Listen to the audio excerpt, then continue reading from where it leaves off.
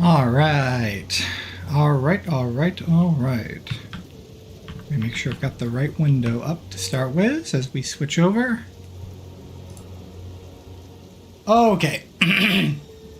So, tonight we're gonna see how far I can get with the limited amount of time I have. Again, it's a short night, more doctor's appointments, more crazy stuff.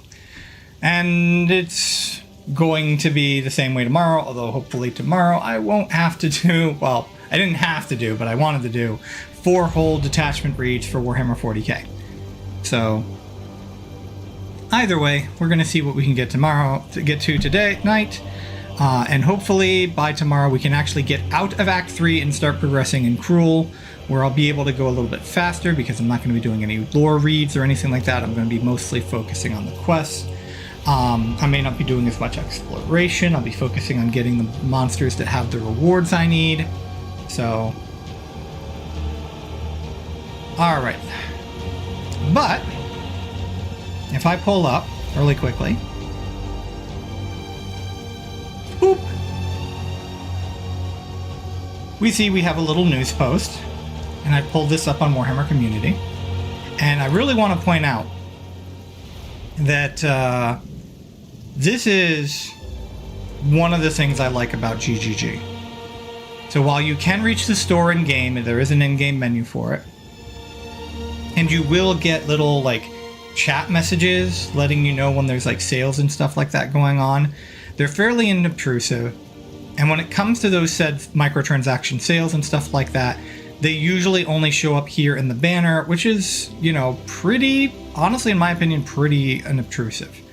You know, as opposed to like a lot of games nowadays where you log in and it practically puts you, like your whole screen is put into the storefront with all of these advertisements for all these sales going on. All right. But right now they're not doing that for PoE 2, although we are still doing things like, for example, the stash sale. I don't know if the stash sale is still going on, but there was a stash sale that they had announced. And it's going to...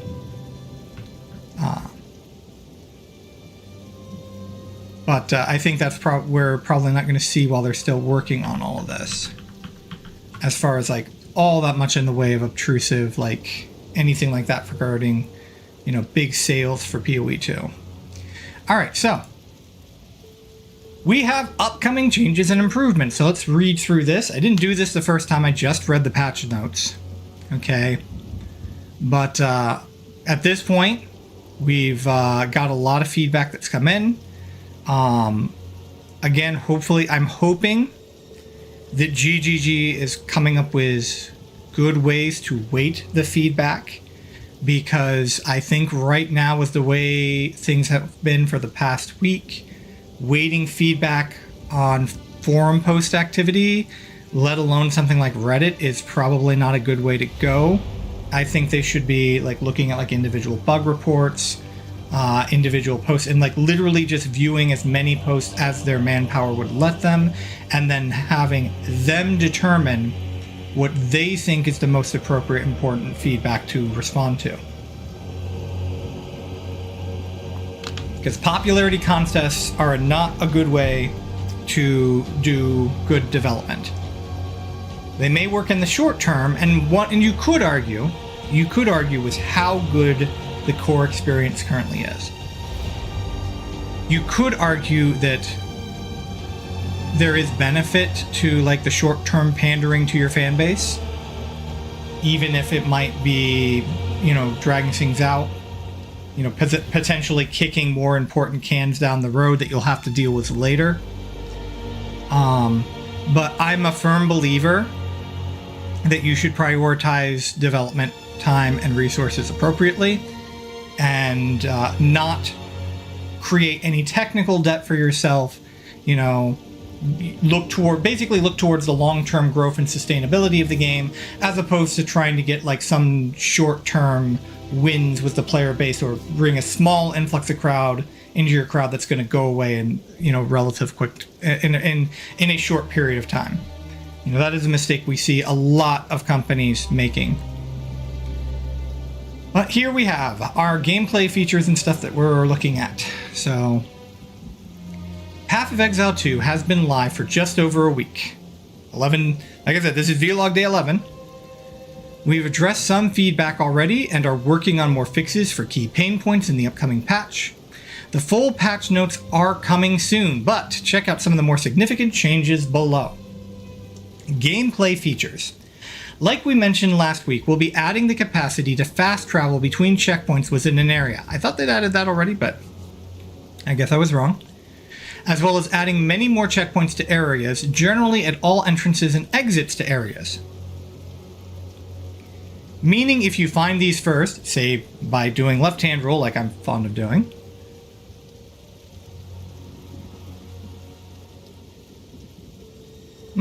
sorry, had a little bit of a, come over me, a little bit of vertigo. Unfortunately, that just happens. Meaning if you find these first, you'll be able to instantly travel to them to continue exploring. We'll also be making passive point respeccing cheaper, especially at higher levels. It had a relatively aggressive curve, getting more expensive with character level. We've flattened the curve so it doesn't exponentially grow as much. This should generally result in approximately 40 to 50% less gold cost for respeccing between the start and middle of endgame progression. So I have heard some. The big complaint there was they did do some build nerfs. There were, I think, a total of 4 builds that were unfortunately just completely and totally overtuned, and they were in the like point where it's like, okay, this is a destructive meta. This is a build that is destructive to the meta, and it's also going to prevent proper testing and things like that, so we have to address this. So they've done 4 nerfs. However, if you were invested in that build, then, you know, and the thing is, it's not like we don't know what the game is supposed to look like yet. We're just starting. So if you found this build in combination, go, wow, this is really powerful, this is great, you have no way to know that this is, you know, a build is operating at a broken capacity yet. Like if you're in PoE 1 and you're using a build, in general, you can tell whether or not that build is either going to get nerfed next league, or if that build is going has an emergency patch inbound. You can generally tell in PoE 1. So you've kind of only got yourself to blame if you decide to latch on to some meta craziness.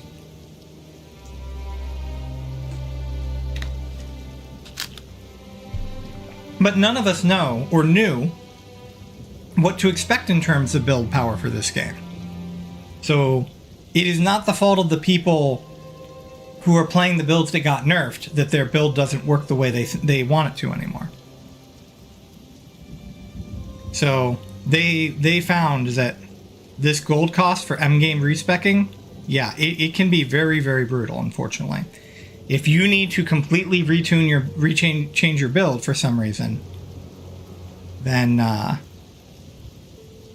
you know, because it's not like you can just do a part of your build. If your build got bricked, okay, and you didn't have enough gold to respec your entire build, there's nothing you can do about it. You literally have to start a new character, save up gold, and then you can fix it. Alright, Trial of the Sekimas. Players were finding Trial of the Sekimas particularly frustrating in close range, so we've reworked how honor damage scales when in close range, as well as fixing an important bug that was causing players to take far too much honor damage from damage over time. I actually kind of was a little concerned about that myself.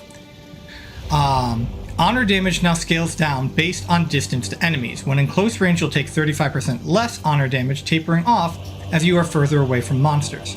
This does not necessarily mean, by the way, that ranged isn't going to be the way to go for the Trial of the Sekimas, especially like if you're trying to do the hitless run, because in that one the scaling doesn't matter unless it's able of reducing honor damage to 0. It doesn't matter, you're going to die. Fixed a bug where damage over time was dealing thrice as much damage to honor as intended, and fixed a bug where honor resistance was only applying to 2/3 of that damage. This was confusing for us too. Skitter golems no longer use basic attacks and instead now just explode. Yeah, those are pretty fast. Serpent Clan's burrow and ambush attacks now has improved visual telegraphing and cannot be used from as far away. Thank you very much. And volcanoes created by Rattlecage's Fisher Slam now last half the duration. Also, thank you very much. Although it still only took me 4 tries to beat the trial in Act 1, and that is, these 2 last ones are at least Act 1 stuff. end game monster balance. So this is something I'm not going to know anything about. I'm not at end game yet. I do unfortunately have limitations on how and when I can play. So yeah, I'm not as much as I am currently streaming. I am not a streamer. This is not a job. This is just something I'm doing because I'm hoping it'll help. And because it's freaking fun sometimes too. Not all the times, but it is fun sometimes. Generally, the balance in endgame maps was more punishing than intended, so we've toned down the damage in a number of ways and disabled a certain on-def effect where telegraphing was not as clear as it should have been. Maps no longer have additional elemental resistance penalties inherently applied at Tier 6 and Tier 11 or higher maps. It is now consistent across all of the endgame. So this is kind of like how PoE 1 did it sounds like. So it does seem like you get resistance penalties as you travel through the game now. And I think they had intended that they wanted this to go through 2 maps. But the thing is like, I don't think that was telegraphed to players. I don't think players were going to make the cognitive leap of, oh, you know, if I kept getting resistance penalties as I traveled through the campaign, then that might happen as I do endgame. I think they were still expecting what happened in PoE 1, which is you hit endgame, your resistance penalties are as severe as they can get, and then they stay that way. Chaos damage now also scales less aggressively over the endgame, and chaos damage is still the hardest thing to build resistance for. Critical strikes from monsters now deal 40% less bonus damage, lowered the baseline monster density of breach encounters, primarily by reducing the frequency of the elite monsters appearing. Disabled the volatile crystals modifier. This is one that is in PoE 1, but but it just might currently be too lethal the way it works in maps. Again, I don't know. I've not even been watching my favorite streamers right now. I'm trying to stay as much. I'm trying to keep my opinions on what I'm seeing and what I'm playing as pure as I possibly can. So I am streaming myself, but I have not been watching YouTube Path of Exile content, and I have not been watching Twitch streams for Path of Exile. So sorry, Try, sorry, Gazzy, sorry, Ziz. Like Ziz, at least I know the one watch doesn't matter. But I will be I do put on the Twitch in the background so I can get my drops. But I do that while I'm working on something else, so I can tune it. That will allow me to tune it out. All right, so yeah. But yeah, so this has killed me a lot in PoE 1, so it might be just too deadly, but they're working on fixing it. Purple explosions created by volatile plant monsters or rare monsters now deal significantly less damage.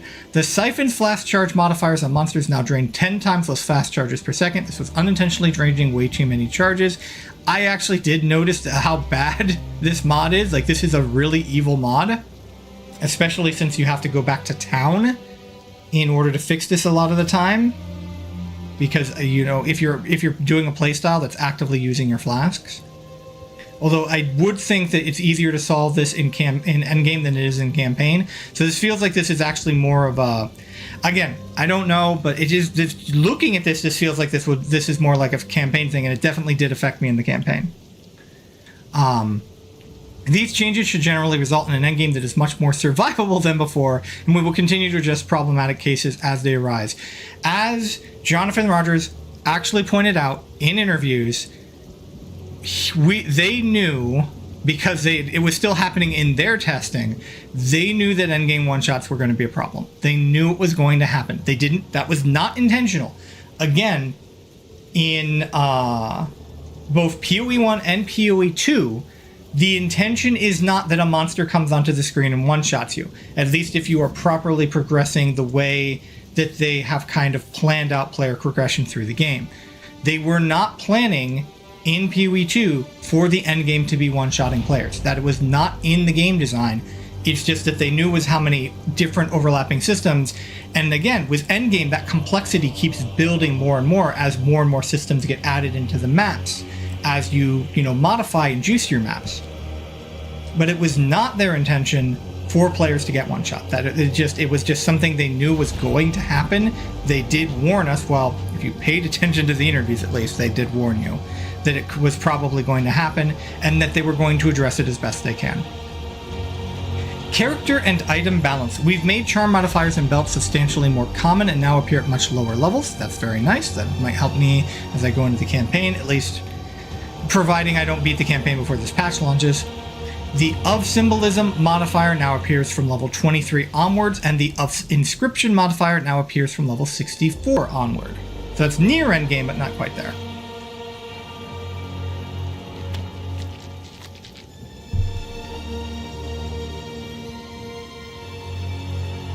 Electrocute is now 25% harder to build up, but the damage penalty has been removed from the support gem. Added a new lightning damage and electrocute cluster to the passive tree in between the ranger and monk sections. It is now more difficult to chain freeze enemies by reducing the amount of freeze buildup applied after a freeze has been applied. The Hunter's Talisman Notable now grants a +1 charm slot. The small passive skill leading up to it now grants the stat it formerly gave. Darn it, sorry.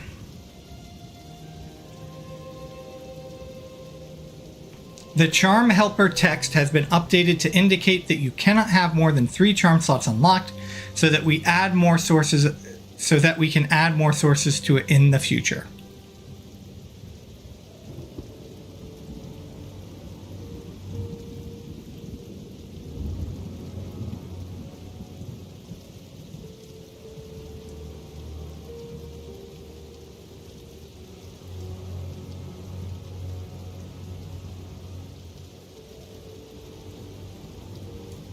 Darn, might have to go get some Sprite or something. Having a little bit of trouble. Alright, since launch, we've unfortunately had to nerf a few skills that were far too overpowered. How do we define overpowered? Basically, it is a situation in which a certain skill is so powerful that players feel no other method of playing the game is viable. Generally speaking, we are trying to do this in a way that doesn't make a build bad, but we can make mistakes. Ideally, any truly meta-shifting changes will only happen at the same time as a content patch with a new league to play in. This is how they prefer to do things. This is how they try as much as possible to do things in PoE 1. But that doesn't mean we haven't been looking at underpower skills and support gems. We've got a number of changes planned which should improve some of these skills. The full list of changes will be in the patch notes, but here's a sample of what you can expect. Improvements to Rolling Slam and all shield skills in the mace section. Improvements to various bow skills, especially the skills used to generate frenzy charges. Improvements to bone spells and chaos damage over time spells in the occult section. Improvements to various crossbow skills, especially those at higher tiers. Improvements to some of the underachieving quarterstaff abilities. Alongside all of these skill gems improvements, we've also done a pass over the support gems. We've added 2 new supports and removed or lessened the penalties on many others, notably the fire, lightning, and cold exposure supports.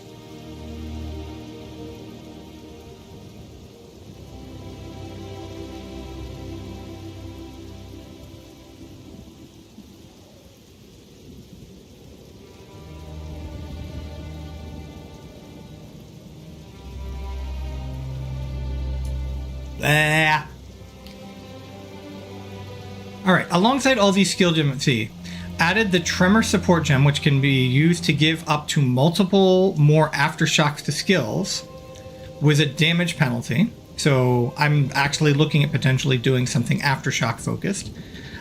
So that is something I might consider. Added the Bidding support gem, which can be used to give more damage to the command skills of supported minions. The fire exposure, lightning exposure, and cold exposure support gems no longer penalize damage of supported skills. They now have a mana cost multiplier of 1.2. There are also some notable nerfs to a few remaining overachieving skills. So Skeletal Arsonist costs now match those of the other 2 skeletal mazes. This should result in slight decrease in the number of arsonists at higher level. A nerf to the damage over time component on the very high level of levels of Tornado and Vine Arrow. These were never intended to be dealing damage themselves, but more so act as a way for other skills to propagate damage. And Magnetic Salvo can now only use your stuck lightning arrows as opposed to those created by your party members. That's kind of sad, because the party interaction, I think, would have been kind of cool. As we wind down for the holiday season, we wanted to thank you all for our most successful launch so far.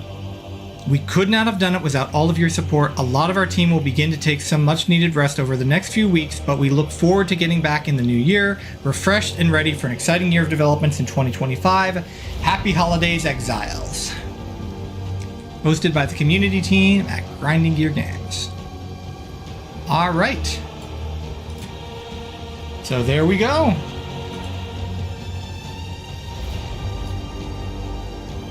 Those are our changes that we can look forward to seeing.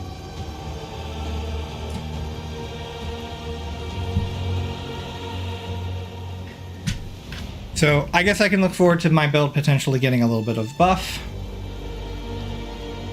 Potentially. We'll see. For all I know, I'll have moved on to my next character by then, but speed at which I'm going, I doubt it.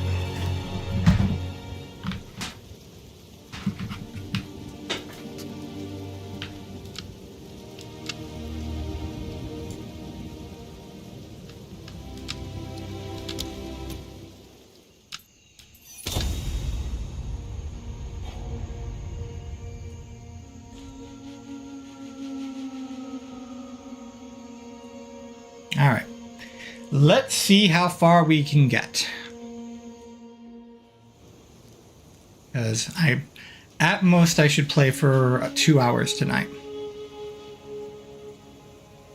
Because again, got more doctor stuff in the morning tomorrow. I have, technically, one of the doctor things I'm doing is optional, but I really should do it. I shouldn't put it off any longer.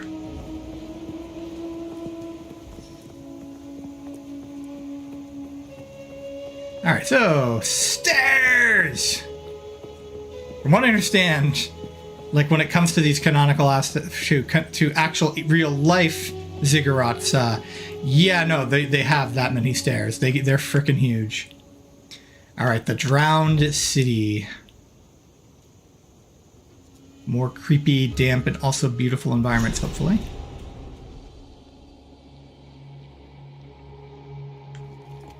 Yeah. Creatures crawl behind every stone. Let's see what kind of creatures we got.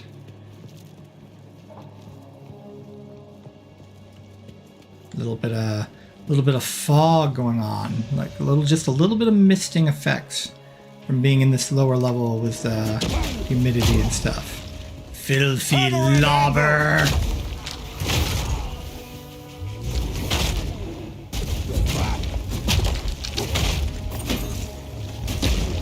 Now, are these just... Oh, great, they blow up. Good to know.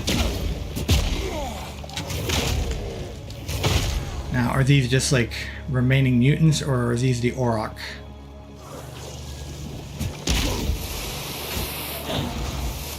Wait, is that like freaking drowning effect, like from freaking Eater?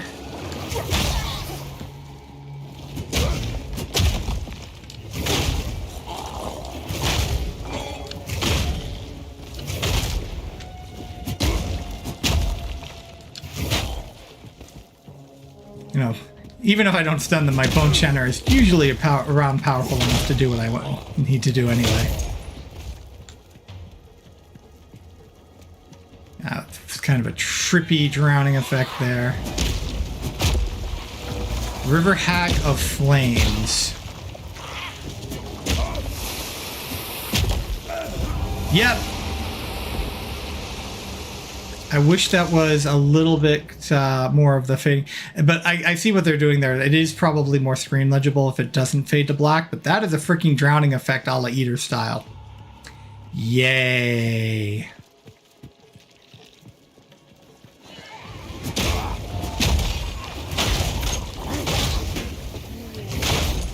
So yeah, they're high priority targets.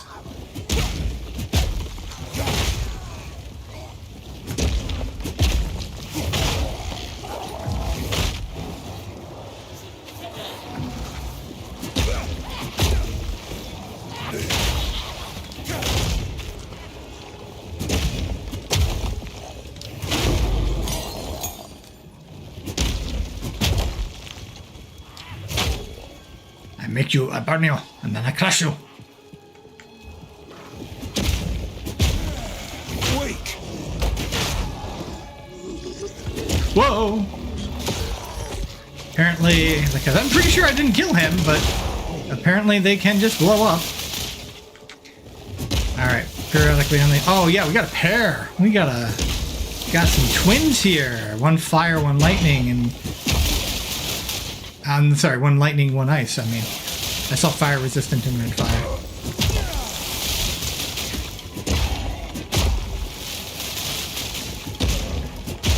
No challenge! Yay, Regal.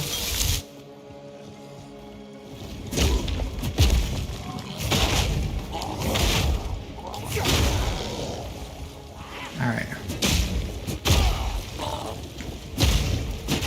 It almost looked like a portal or something over there. And it's like, nope, there's an upturned bot.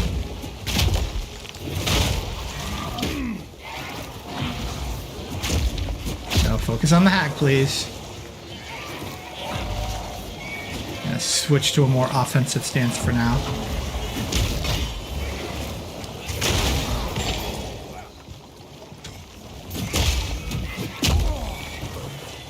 Oh, yay.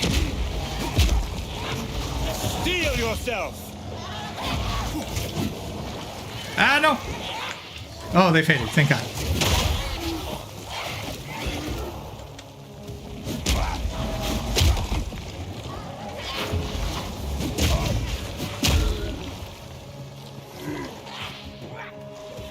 You get even, like, double vision there.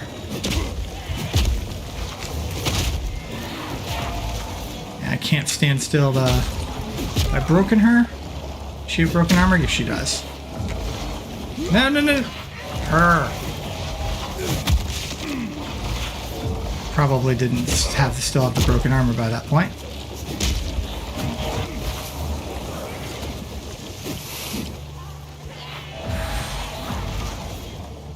Evil.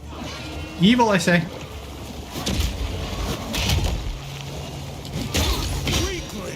Alright, now I gotta take care of her.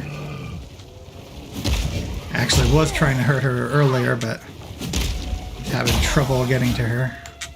Through all of the stuff.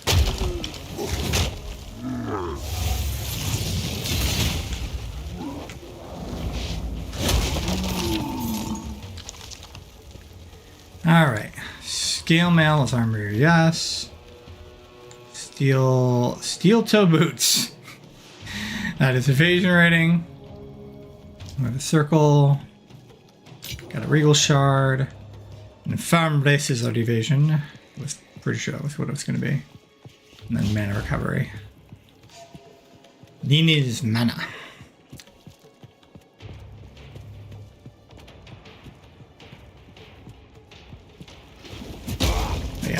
I can tell that those hacks are going to be an absolute delight in later stages of the game.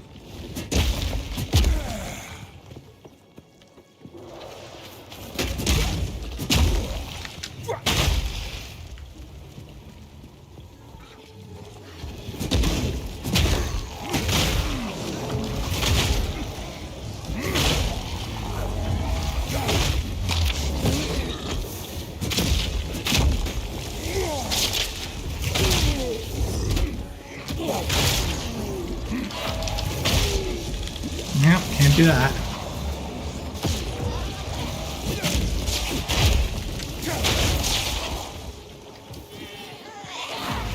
Oh, there's two of them. And they're blue. Dabu dee dabu da. I already have switched, fortunately, to...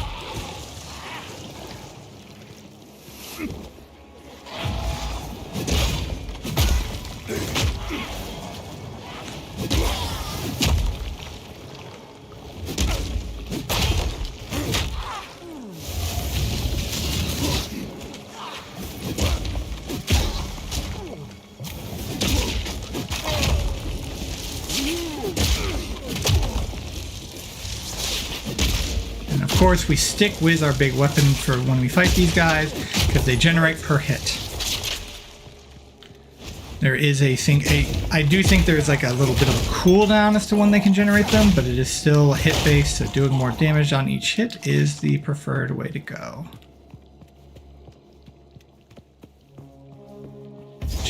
Checkpoint! This looks like an arena.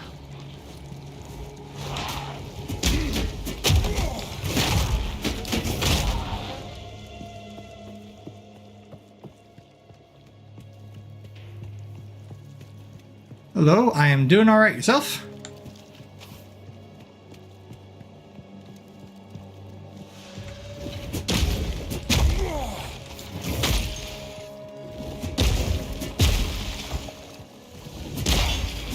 Little crystals. I don't know if those are the exact same monster. I got the flopping fish. It's like this was a lake, and then until we changed it to not being a lake. But yeah, I don't know if those are the same critters from Ralakesh. Ah, good to hear. They look like, at least they don't seem to be able to possess other monsters. Even though I'm surprised there's not like cordyceps jungles, but maybe your GGG is like, I'm from the Midwest.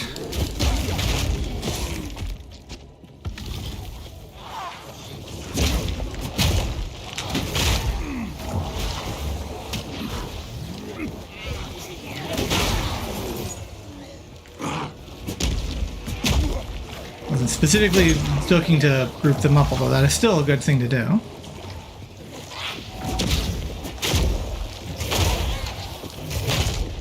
But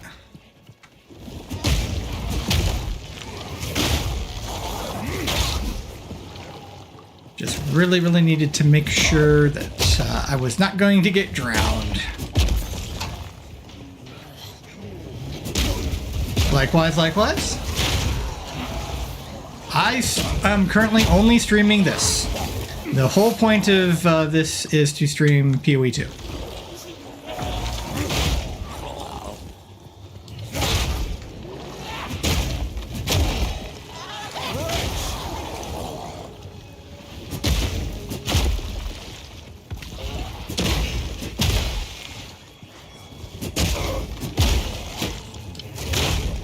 Smash! Titan Smash!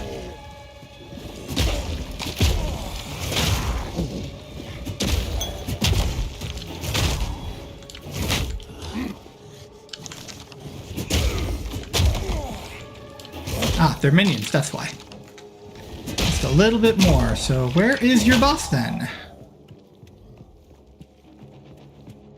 I am mostly streaming for doing this whole vlog project. My goal is to help showcase the game and generate as much feedback as possible for improving this early access experience. This is purely hobby. I unfortunately probably do not, my health will probably not let me maintain streaming.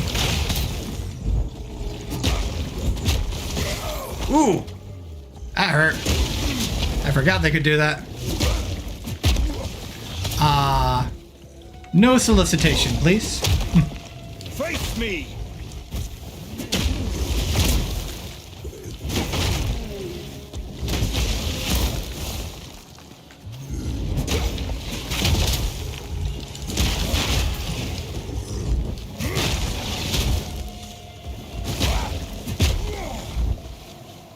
Bam! There we go. You were no warrior.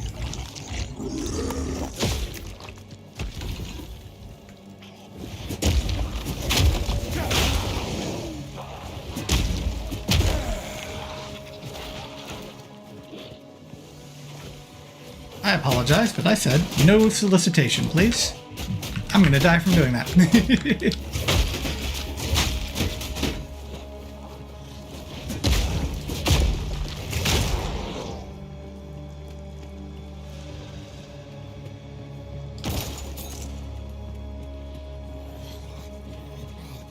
Granted, I don't know why I would bother to apologize to the scanner, but I guess I just have that politeness built in at this point.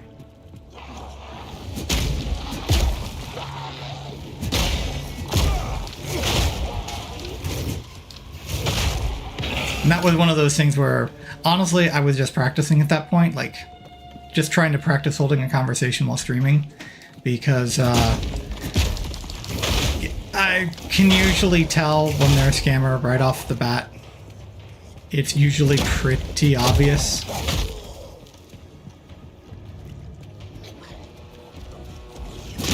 I think by the time I had gotten my second scammer on stream, I had already kind of noticed like the tendencies that they used as far as how they try to like create a persona for doing their scamming.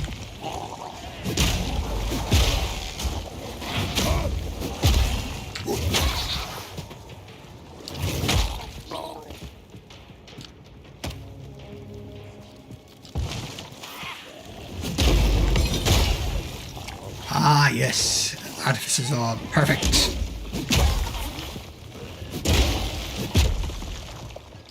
Actually, I don't know if I've got any gear waiting that needs one of these. I'm kind of inclined to stay in two-hander. Most of these attacks are relatively dodgeable. Almost forgot that he can do that again. Like,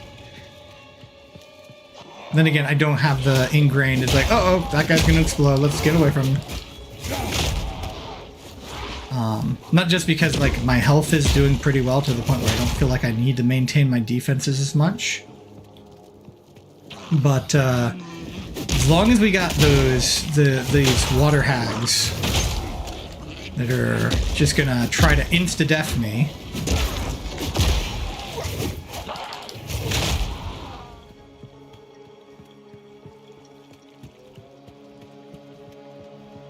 It just seems like damage is more the order of the day.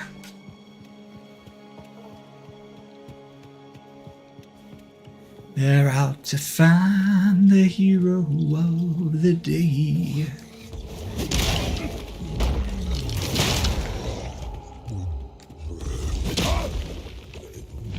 Whoa!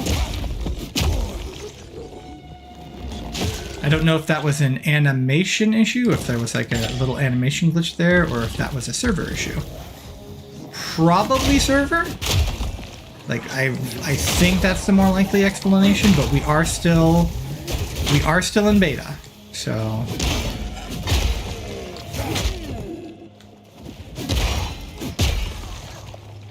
I do have to admit the armor break adds a very, very nice place to the soundscape. It's like even more ways to make my big heavy blows feel all the more satisfying. Ah, I missed. Missed. I knew there was going to be one around here. Would be nice if like some of these monster explosions would carry over into the little dudes. Be just like a consolation prize of, yes, this thing explodes on death, but yay! Alright, so I called this tuning in the descriptions of some of my posts for it, because we're not just going to be looking at nice. Okay, that wasn't two of them. I was just getting double vision from whatever the curse is that those things have. But I'm also going to be trying to tune my build again, which I guess I'm already doing all the time, but I need accuracy. I've been having just more than a few cases where I am missing with my bone shatter. I don't know if I can miss with my slam. I think I can miss with the initial attack, like the actual attack portion of the slam. But I'm pretty sure like the actual slam itself counts as an AoE. Hammer and anvil.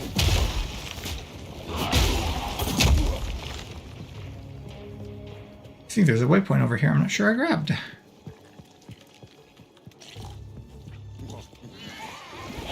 Oh, the monster gurgle. Makes me remember the sound design panel from Exile Con of all of the different...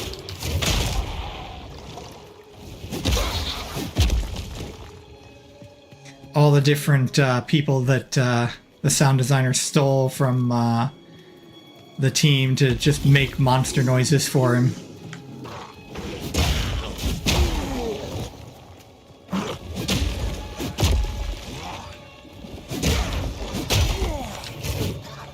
See, missed there. I want to make that... I need... The bone shatter is such an important part of the combo and of the build. It needs to be reliable. Yeah, there was a waypoint right in front of me as I came in. And I completely missed it.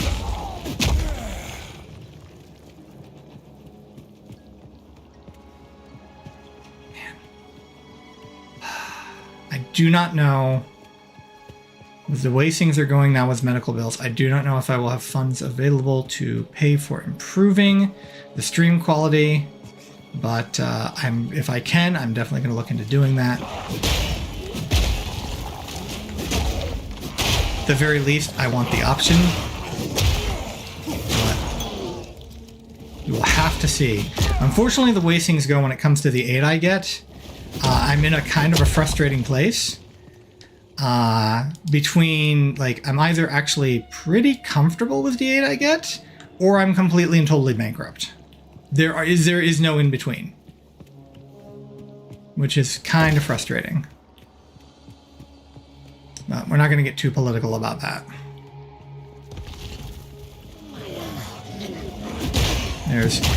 If you're watching this, there is potentially a decent chance that you know exactly the kind of thing I'm talking about.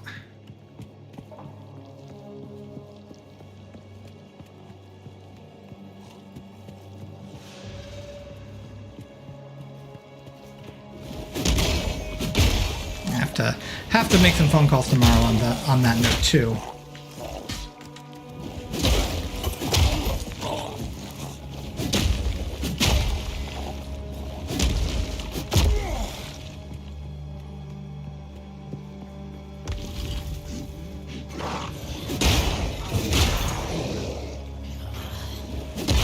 Bobble. Ooh, Sapphire Charm. It's probably like some type of... Might even be one of the ones I've already gotten, because I think I have a cold resist charm. I can't remember what it was called, though. Oh, it stunned him out of it. Nice. Monster fiend!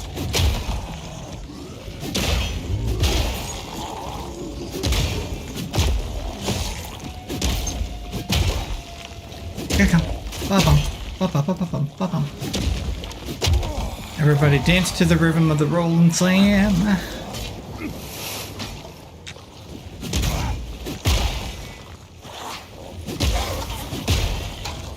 Well, at least with that effect already in the game, if they bring back Eater, it won't be so jarring to people. That's everything, I'm pretty sure.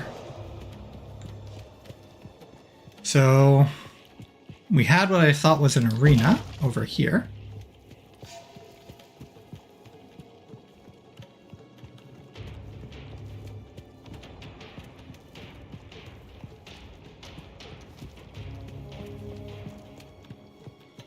Run, run, get around, I get around you.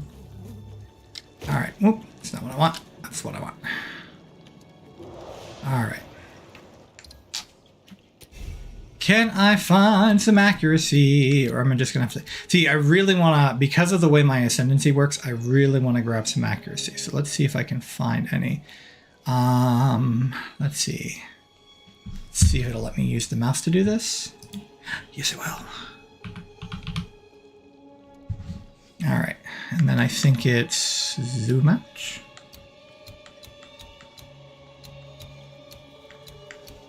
Well, that's a bit of a ways away.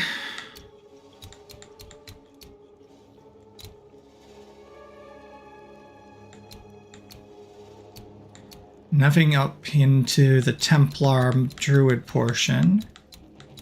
I'm not seeing anything over here. Man, I'm not even seeing anything over here on the small side of things. Like there used to be, well, I say used to be. In PoE 1, like there were kind of some accuracy stuff over here. No, looks like, let's make sure I'm even getting the accuracy stuff.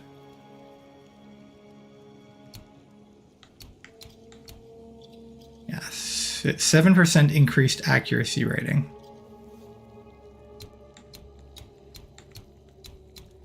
All right. Oh, you look familiar. Your stun threshold is doubled. You cannot dodge roll. Dodge roll cannot avoid damage. Take 30% less damage from hits while dodge rolling. So if you end up finding your build like keeps getting area of attack, that's what you get.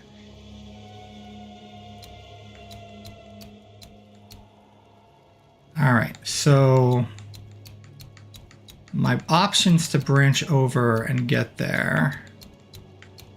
So basically I've got 2 circles that are kind of in range. And even then it's a bit of a jaunt to try to solve this issue. So let's see, circle 1, the notable inside is increased attack speed, increased accuracy rating, and increased dexterity. And that's a 5% increased dexterity. And then we have 3% attack speed, 7% increased accuracy. By the way, these are already buffed. I'm already seeing these as buffs, so these would not be like this if I did not have my Titan ability. This is probably 2% attack speed originally, or something like that. And then the other was 5% probably. But yeah, so we can get those, or this looks like it's a lot more pure accuracy. And that comes with a dex bonus. All right, so this one is 1, 2, 3, 4, 5 highway nodes away, and that would be 6 highway nodes away that way.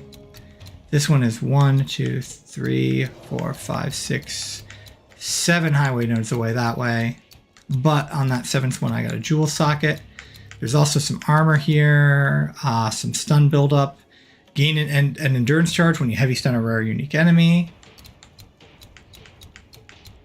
Hits to heavy stun enemies have Calling Strike.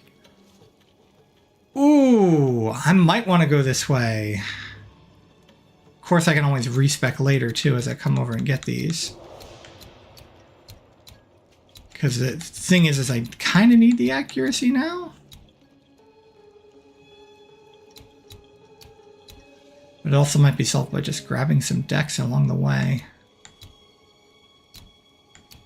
All right, what's along this path here? We already know this one. Ooh, I could also pick these to grab a couple of more increased armors. So we already know those.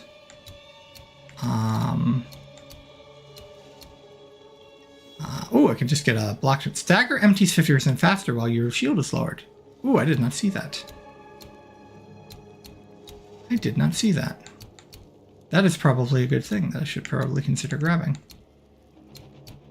Also, anything that might improve my movement speed while doing it. All right, now that I know I can kill this, so I don't have those blinking. All right. So here we have Carved Earth, which is totem damage. That's not something I care about. This I think we saw earlier. This is, oh, no, this is not. Yeah, this is endurance charges and a chance to gain maximum endurance charges. I should also check this way, but I think it'll be the same distance. 1, 2, 3, 4, 5, 6. 1, 2, 3, 4, 5. Okay, yeah. All right. This was area damage and area of effect for attacks. So slam bigger. Rage nodes, but I'm not doing rage this time. Regenerate life per second while on low life. 40% increased life recovery from flask while on low life. And we saw that one. Cruel methods, break 40% increased armor, 25% increased physical damage. Ooh. Yeah, there's stuff to be had over here too.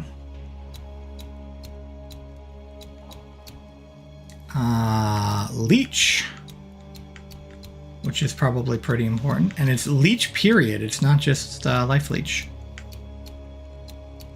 It's all increased leech. Some flask stuff. 30% increased life of flask effect duration, increased life recovery from flask, recover 5% of life when you use a life flask while on low life. Thorns, we're not going into thorns. It would be interesting to see if you could get a thorn spell working, where it's just pure defensive tank and retributive damage. Okay. We're not going to pick up either of those. All right. It's not like there's not stuff I can get down here. That is completely in the bargain.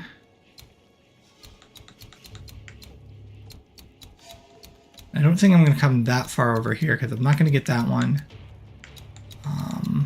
So yeah, I think, you know, considering I can get like some regen there, some endurance charge stuff there if I decide to go that, some area damage. See, once again, 1, 2, 3, 4, 5, 6. 1, 2, 3, 4, 5. Yeah. So it's not. It's shorter, and there is something that's useful over here. There are at the very least, like I might pick this up. And then there's this one here. This one I really might get. So I think we're going this way for now, at least until I can fix things.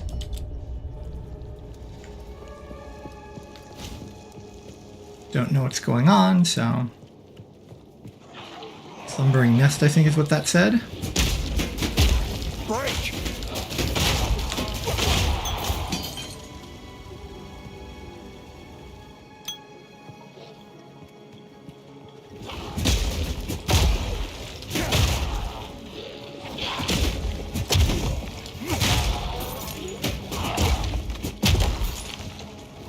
Boom, ba-boom.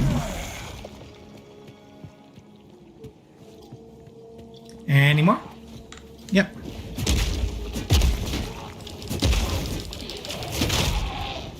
That was a weird how that kind of canceled like that. Oh, he completely dodged that somehow. That was supposed to be an auto crit.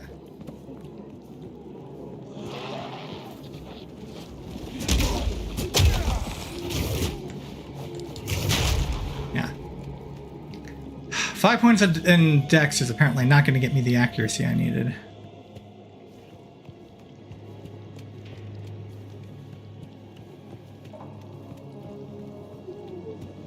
The other thing about taking highways is my highways don't get buffed by my ascendancy. Hammer and anvil! It's just my passive. It's just the small, what are called the small passives. Now, highways used to be considered small passives, but they are not in this game apparently.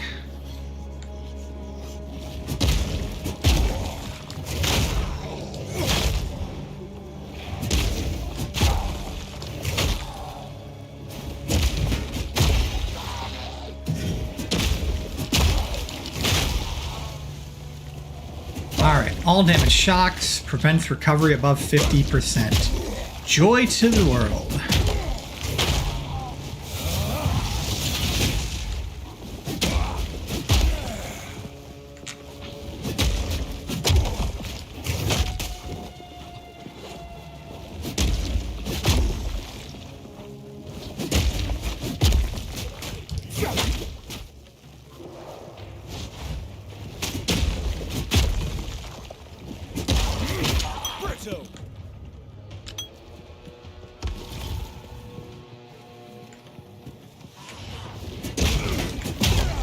You know, the funny thing is those rares, if you've got like a low life build, you don't care.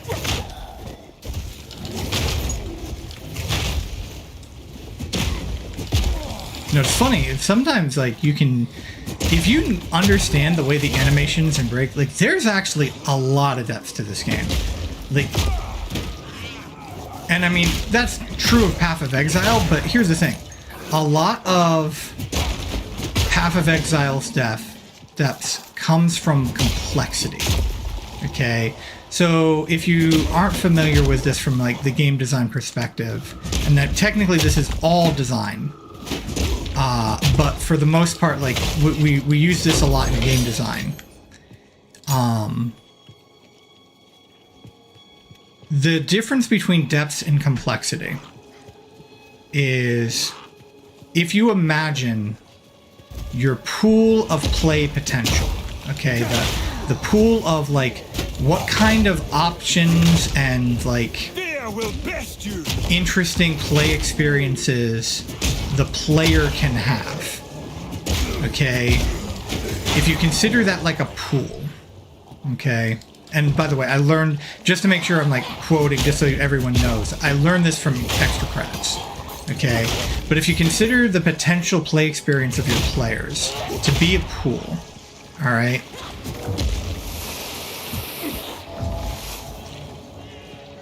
then complexity is making the pool wider. Okay, it is making a bigger pool to play in from the terms of the area your pool is covering. But like, you can also end up with just a really big kiddie pool.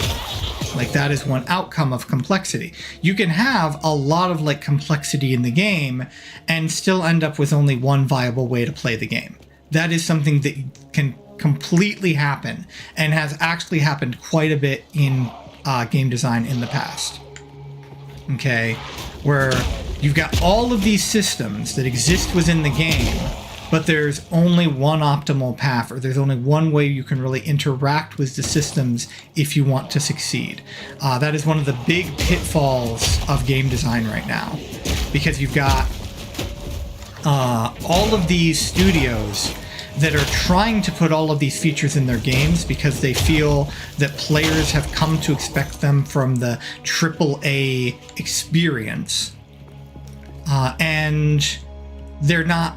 You add all these systems in and how you play the game doesn't change, basically. It's like, it's still basically the same thing. Like, you got a shooter with all these XP and level up systems, but there's only one loadout or kit that works that's actually viable for playing if you want to succeed in the game. And so all you're doing is adding these extra steps between the player, you know, going and enjoying their shooter run and gun experience, and you're not really giving them anything else. So that is like kiddie pool complexity. Like, you've got this big, or maybe even more accurate would be to say like a slip and slide. You know, you got this really big thing on the ground here, but it's just sitting there on the ground with water on it. It's not actually really, you know, doing much. Like, all you can do is slide over it, and that's it. You can't like swim or make whirlpools or play water volleyball or anything like that. Ooh, it's scribed on some atom. I want to collect some higher tier ultimatums before I try them. Okay, so depths. All right. Well, if complexity is how big the pool is, then depths is how deep it is, obviously. Okay. And the simple fact of the matter is you can have more fun in a deeper pool than you can have in a shallow pool. So in many ways, like, complexity can even be said to basically contribute nothing to a game, whereas depths can contribute a lot. Now, there's still, like, you know, curves of enjoyment. You are more likely to enjoy a game that is metaphorically like a backyard above ground swimming pool as far as its widths and depths than you are to enjoy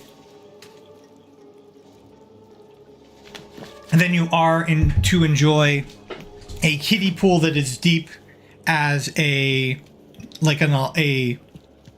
Olympic diving pool. Okay, But there's still like crazy things you can maybe end up doing inside that kiddie pool.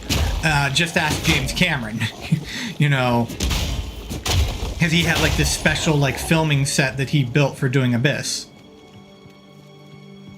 So as a general rule, depth is important, and oftentimes you will want both. Like you will want, you know, if we keep using the swimming analogy, consider your average like city public pool.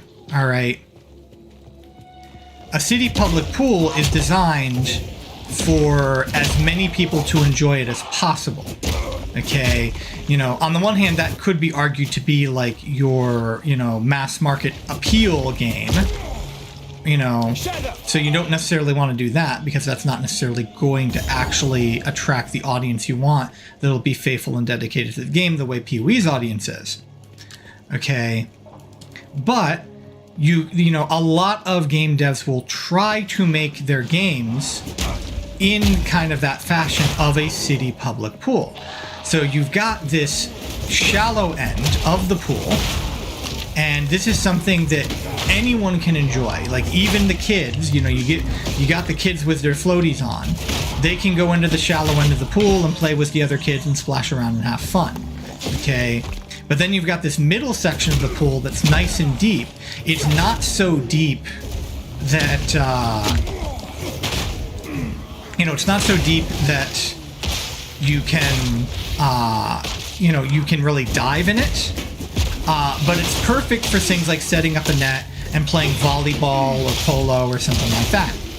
Okay, you know, small games of water polo. Maybe even playing a little bit of oh, I forget what the name of the game is where you get on your buddy's shoulders, but you know. And then then you've got the deep end of the pool, which is for those who want to either do diving practice as far as like, you know, diving deep, or for those who want to be diving practice as far as diving board practice. Unfortunately, of course, you know, most cities, you're not allowed to do the diving board stuff because, well, they don't want to get sued. If you don't know what you're doing and you do some bad diving, they don't want to get sued. So that is how a lot of designers try to design their games, because then they can, you know, you've got the kiddie pool section is how you bring your player in. You know, you kind of like get them in to like get them start used to how to play the game. And then you've got like this mid-ground section where the most of your player base is going to be enjoying the experience. And then hopefully you can set up a deep end section, which is where, you know, if you get a competitive community or something like that around your game, where they are really enjoying your game and they can find like all of the depths and enjoyment they want. So in general, in the past, Path of Exile has been a great big diving pool.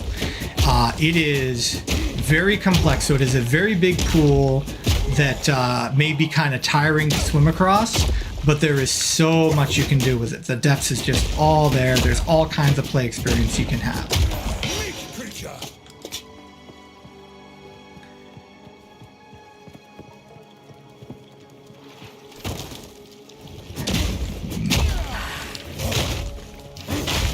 By the way, if you want to see, you know, when talking about that, the kiddie pool that's as deep as a diving pool, if you want to see the example of that, previously I would have told you go, and well, I am still going to tell you go. Go is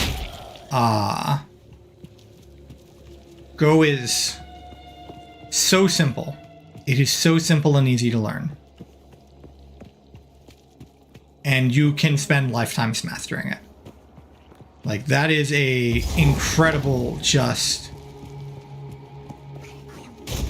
simple but deep game. Like, if you're trying to maximize the ratio of your depths to complexity, then Go is you're trying to make it Go. When it comes to video games, though, a very good recent example of just that whole depth and complexity thing where a team managed to make an extremely deep game off of what for most players is very, very simple and familiar mechanics because, well, if you play video games, chances are you know how to play card games. And that is Balatro. Balatro is a near perfect example in video games for how you can achieve a lot of depth in your gameplay for very little complexity.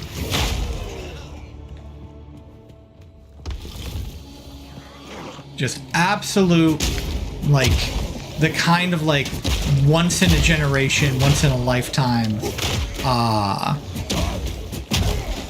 just lightning in a bottle game design.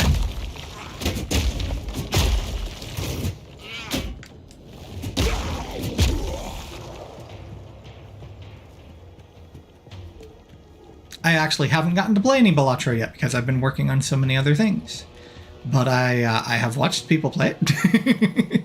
And yeah, that game is worthy of all of the accolades it has been receiving.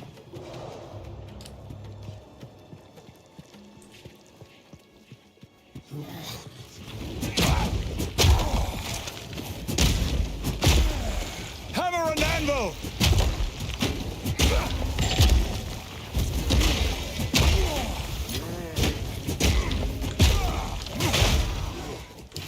Boom.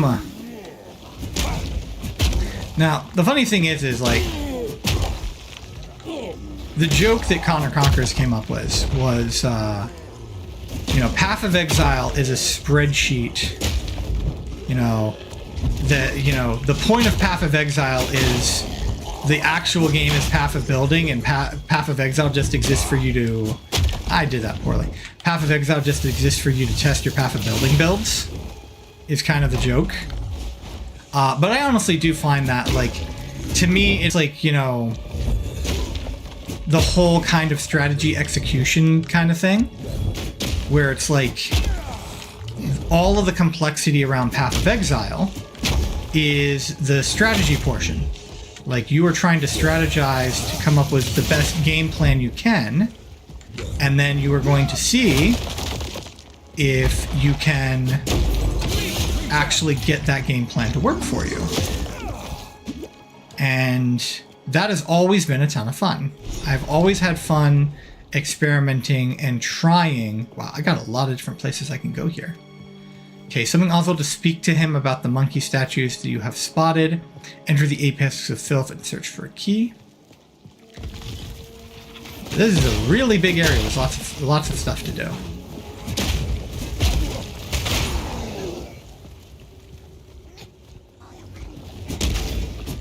But, grinding your games, what they have done, and what I really applaud them here, is they've taken that whole concept of, well, you're going to have this big complex thing where you're going to really, tease your brain, and you're going to plan out, and you're going to think about your build, and you're going to spend, like, all of the weeks before League launch thinking about what you're going to play, and, like, figuring, maybe going into, like, a Path of Building or something like that, and trying to optimize it to here and back.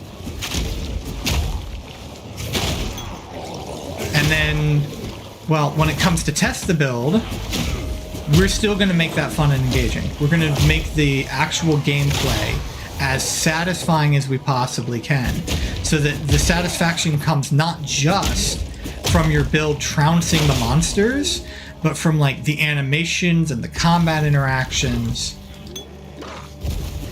and all of the various mechanics they've built around this experience. That is the goal here, and that is why I do already really feel like this is a completely superior experience to PoE 1. It's like, I understand, like I said, I understand there are some players where, to use the Magic the Gathering parlance, we call them Timmies. So I am a Johnny, okay? I am the guy who sits in Path of Building for literally days at a time, even weeks, and just fiddles around looking and experimenting with builds. Okay, I am the guy who will spend like the 2 weeks after league announcement doing nothing but trying to figure out what I'm going to play and how I'm going to optimize it. All right. But one of the other types you can play is Timmy. Okay, or one of the other types of players out there in MTG parlance is Timmys. Okay, what allows a Timmy to enjoy a game is when cool things happen in the game. They are playing the game to have those amazing gameplay moments. All right, and for a lot of PoE1 players, the way that are Timmys, the way they get those amazing gameplay moments is not from the optimization of the build or the development of the character or anything like that. The way they get that amazing moment is they follow someone else's guide and someone else's instructions to most efficiently put together a build as possible. Okay? And then they go on into the game, put that build together, and then watch that build wreck things. And they like put. I'll give you a perfect example of when I first started playing Path of Exile. One of the builds I tried when I first started playing Path of Exile, I think it is even. I think it's like the top listed one when you look at me on like the public profile. Is a build I called Arctic Disruption. This was a Legacy League build where the whole point of the build to kill every last creature down here was that you fill the screen with sparks, but those sparks freeze and shatter enemies. And so this build, even back in Legacy League, you know, it is still like, it's not that like nowadays it's not even considered a meta build. Okay, but like back in Legacy League, so this was even something that you could see happen. But this build could literally like freeze and slow and chill and shatter entire screens of enemies. And so a Timmy loves that build. I actually didn't play all that much of that build because like there wasn't really all that much in the way of strategy or anything like that to the build. It was literally just go into an area and spam spark. Okay, which, you know, if you really enjoy that playstyle and you love just watching enemies shatter around you, good on you. Like, you know, I'm not gonna spoil your fun here. I'm not gonna tell you that you can't play the game that way.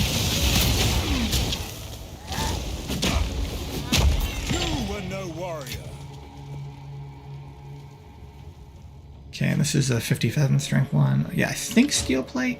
Actually, I think I'm at full plate now. Okay.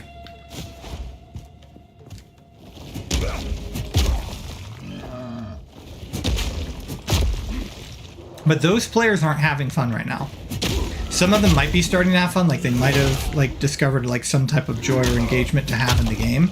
But when you see a lot of those players when you see a lot of players who are really filling the comment sections and the forums and the Reddits with a lot of grief, a lot of those players are that kind of Timmy player, where what they find fun is the power, is doing the really cool thing.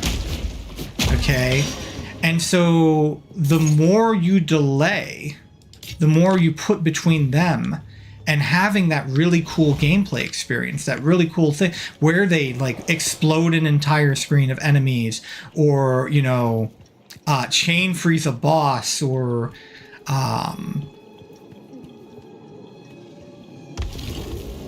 you know, phase pinnacle content in a matter of seconds. The more you put between them and that experience, the less happy they're going to be, because for them that, you know, you can kind of argue it's like the whole phrase of like, you know, destination versus the journey. I'm a journey character. I love seeing the growth and development of my character. I love how well PoE 2 has stretched out that experience. So I'm constantly feeling these little points of progression and these little achievements where my character is growing into this more and more powerful, like, God of War, basically. I love that. But, you know, for some players, they want to cut to the chase. They want to get to the action. And they're not happy that they can't currently do that in PoE 2. Now, whether or not GGG will be able to make... Because here's the thing. I know, again, and you'll see this too, when you see the forum threads and stuff like that, and the Reddit posts, you will see all of these people who are terrified that GGG is going to cave because they don't want to lose that sense of progression. Now, there is some of those players... because there is a third dichotomy. Actually, you know, I can talk a little about that, but, you know, I'll do that in a second, where they sit, because they're kind of 50-50 on it. But, you know, so players like me, a lot of them are worried about that. But I'm honestly not. I honestly feel one of two things is going to happen. Either GGG will figure out how to thread the needle. They'll use the early access to fine-tune this. That's where I was going. They will use EA to fine-tune this to just razor sharpness. And I do think that their team is talented enough and they understand and they're good enough at reacting to player base that they might legitimately do this.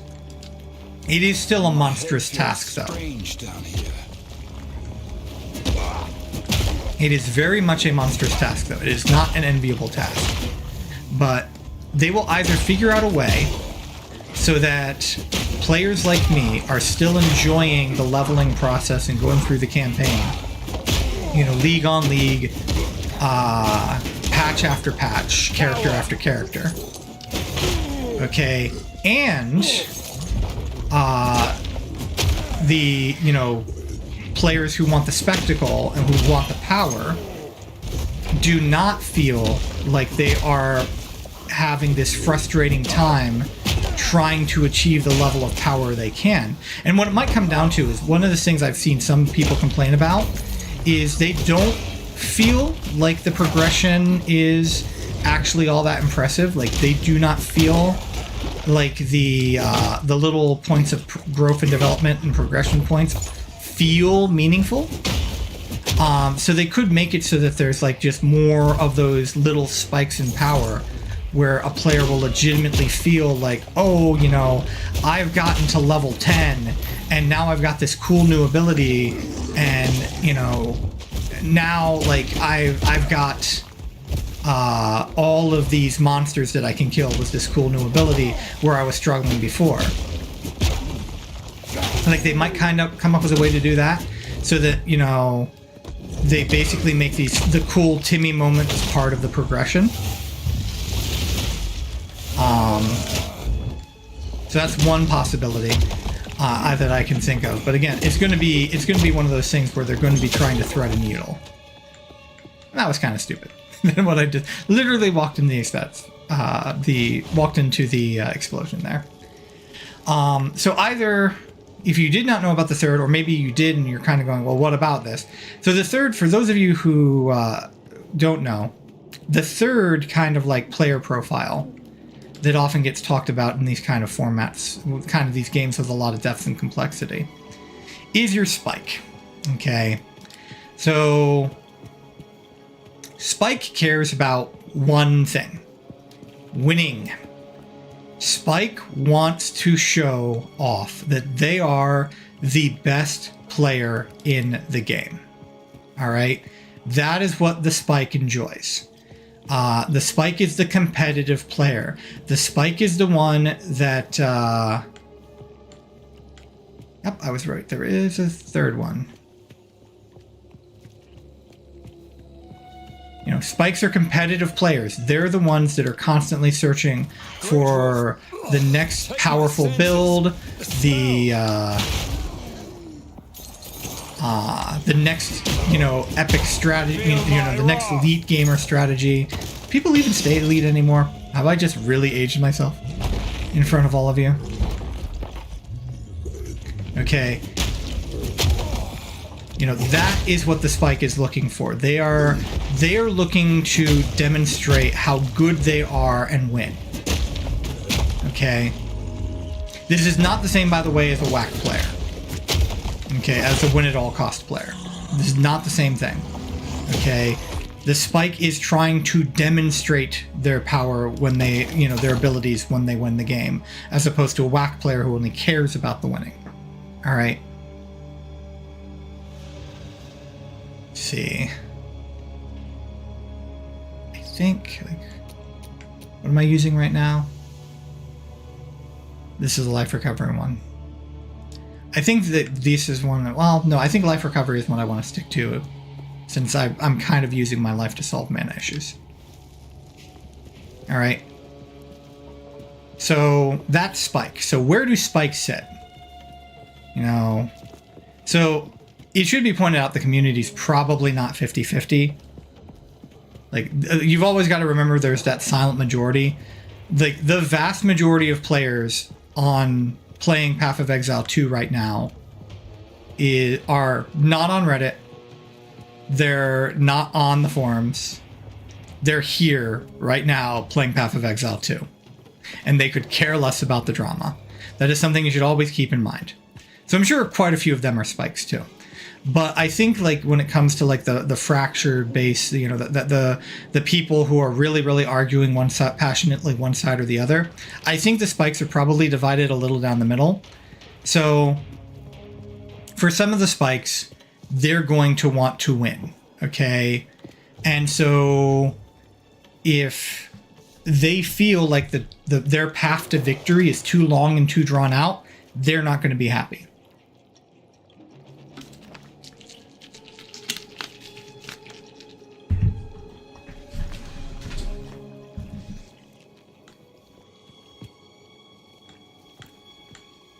Let's talk to Oswald before I talk about the other half of the spike community that I think is probably going on. Okay. So I can go in there, but I should talk to Oswald first. The Molten Vault. What's all this then? Now you've done it. Why are you making me risk my hide by coming out here? Wait. Look! You lucky madman! The monkey god! The monkey represented Kamasa, the vile god of wealth. Even I'm tempted to... No. I'll just die horribly. It's you that's got to go in there. Give a look around. If you find what I think you'll find, and if you clear out any dangers, we're all going to leave this place rich. I suppose I could look for treasure while I'm here. Now the monkey give a look around. I've never been quite sure if Kamasa was actually a monkey, or if he was just god of monkeys. In either case, he held their love for shiny things. The wealth wasn't enough, but his cult still slowly grew to become the richest in the Vaal Empire. Oh, can you hear that? I'm sorry. Eventually, they became the very guardians of the treasury itself. The famed Parandes family would have been paupers in comparison. I had like a little bit of thing caught in my teeth. I was trying to swish it out. Greed overcoming my caution. Almost. Pragmatist. Little is known about the monkey god. He was initially portrayed as curious, wise, and prone to mischief. In the earliest tales, if he appeared, it was to do one of two things: impart mysterious wisdom, or steal something shiny from a wealthy noble. Unfortunately, his greed apparently grew as the Vaal expanded. Later tales portrayed him extorting peasants and blackmailing nobles for increasingly large tithes. His cult's core values became exploitation and ambition. His high priests eventually ran everything remotely financial in the Empire. I can only imagine what treasures are hidden in their ancient coffers. All right. Give me just a moment.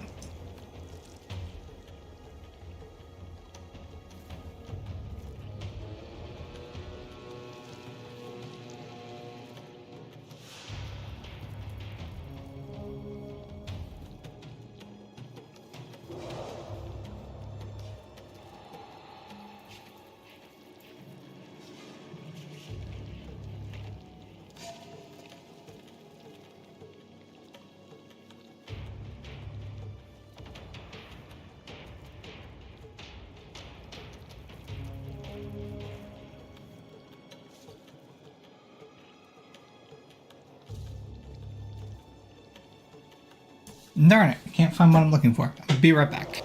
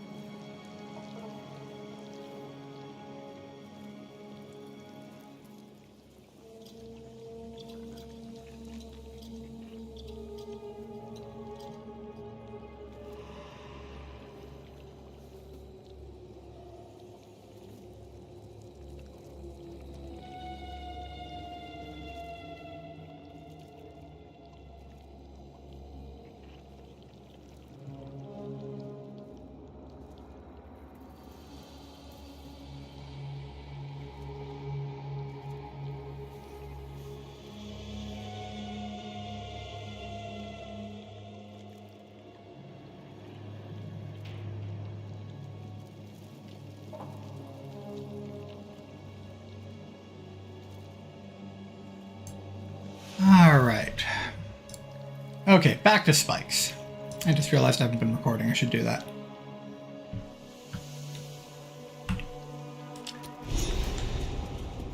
So, he's probably going to say something, so let's enter.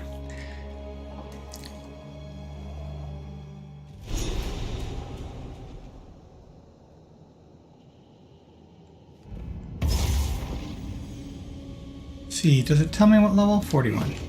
In fact, I can actually go to the waypoint and it'll tell me. Tell me if I should be here or in the other area. Okay, here's the Apex of Filth is 41. The Temple of Kopek is 42. I'm in the Molten Vault, which is 41 as well. Alright. So yeah, so some spikes, they just care about the winning. Okay? And Spike in that case is going to want to play the game, get through the campaign, get into endgame, and kill the pinnacle boss. And the longer it takes them to do that, the longer they are delayed that satisfaction of accomplishing what they're trying to get to, the less they're going to enjoy the experience. So there's going to be some spikes that are not going to like this version of Path of Exile 2 as it is right now because of that. Okay, they want... Am I hitting them through the... This is something you should be looking for. Ways to use terrain to your favor. Long belt is charm cells. Okay. I guess that makes sense. It's called a long belt. Alright. So, that might be... I did find out you can actually leap slam over things, so this might be one of those places where you can do that. But it might be easier to do that. You might need to have, like, keyboard and mouse to do that and control it properly. Or a very ready and accessible target on the other side. Alright. So that's one type of spike. Let's see what happens. Ooh. Oh. I wonder if it's the boss they previewed. Oh, I'm also wondering if maybe like you can end up cutting yourself off here if you're not careful. That's going that way. But don't have any choice.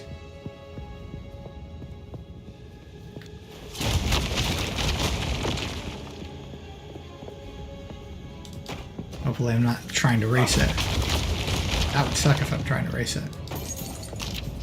I just sat there watching going, ooh, shiny. Hammer and anvil!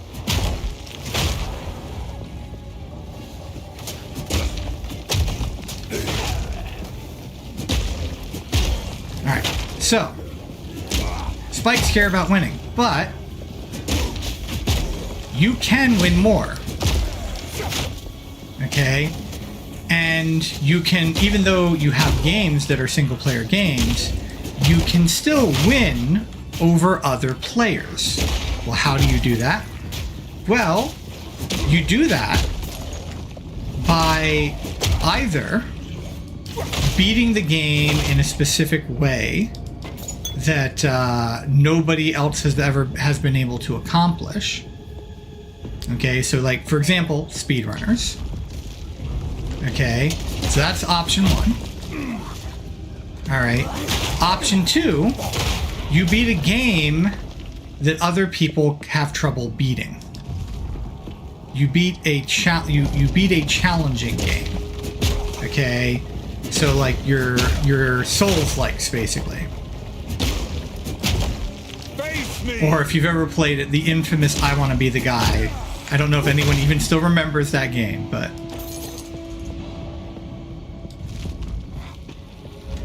so that is two ways you can prove yourself to be winning more than other players. And we know that community exists here within PoE 1, within the Path of Exile community because of PoE 1. Okay? And so you've even seen some people who don't like the state that Path of Exile is in have been complaining and saying it's like the fault of that community or things like that. You know? So like for example, you know, the Roofless community or like the streamers and racers who play the Gauntlet have occasionally come up in some of the more hostile discourse as the reason why, oh, Path of Exile 2 is ruined. Okay?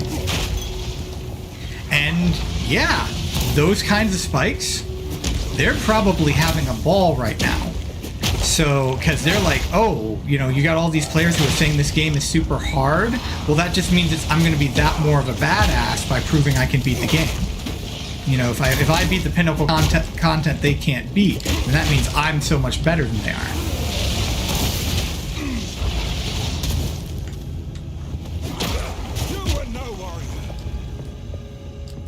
So, you know, a lot of this hostility really is down to playstyle. And the simple fact of the matter is the unfortunate truth and the other possibility for grinding your games right now. You know, I guarantee right now, Mark and Jonathan and Chris, I don't know if the other two founders, how invested they are in what's going on. I think one of them was on stage at ExileCon a few times. I'm having trouble remembering the names of the other two founders, but they're the non-New Zealand founders. But yeah, unfortunately, like, you know, I guarantee that, you know,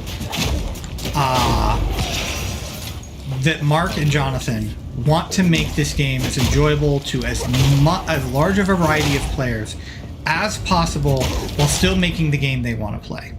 All right, and that in the end of the day is one of the reasons why this game is why GGG is such a good company and makes such good games is or that Path of Exile is so good, and they, you know, because I guess right now they've only made the one game. But GGG makes games they want to play. They made Path of Exile because that was the game that Chris and Mark and the rest of the founders wanted to play. Okay. So, and that kind of game is always going to be fun. So the last thing we want, I know as much as people probably want the game to go more in their direction, the last thing you want to do is make the developer make a game they don't want to make, because it's never going to be as fun as the game the developer wants to make. Like, even if you're like, well, I'm not having fun now, it's like, yeah, you'll be having less fun if the developer capitulates to you instead of like actually making what they want to make. Trust me.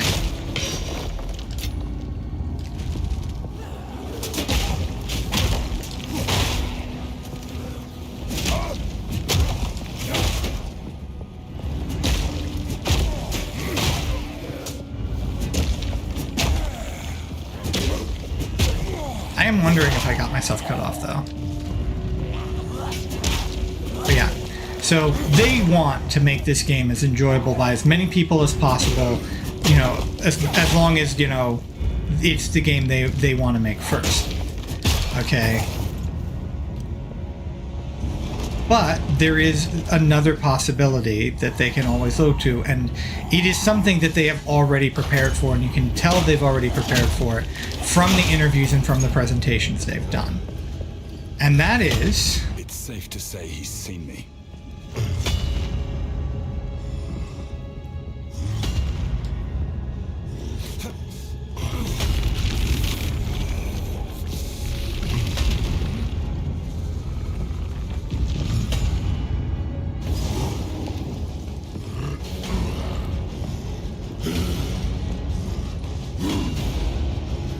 Didn't I hit the lever? Okay. Here we go.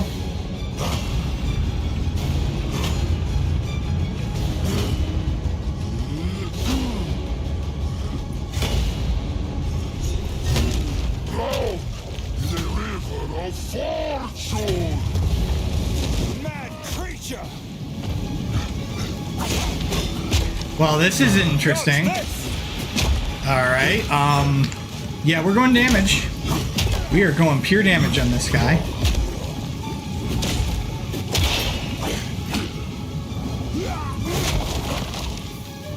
I'm going to break his stuff everything I can, chance I can.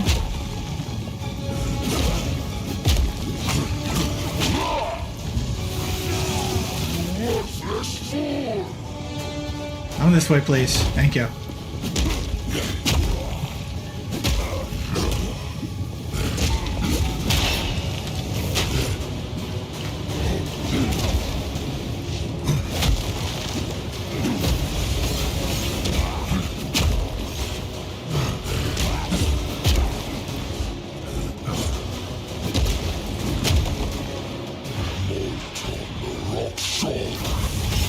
Okay.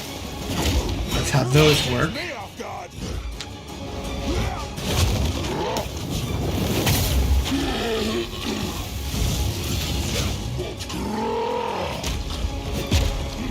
Oh, shoot. What's he doing now?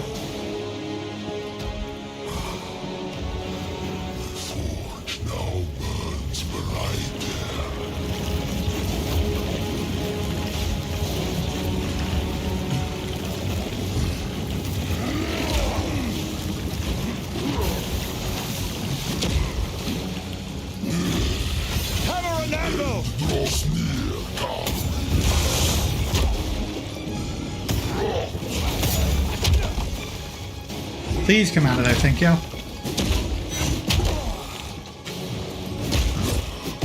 Gotta balance luring. You know what? I'm luring him. I can do this.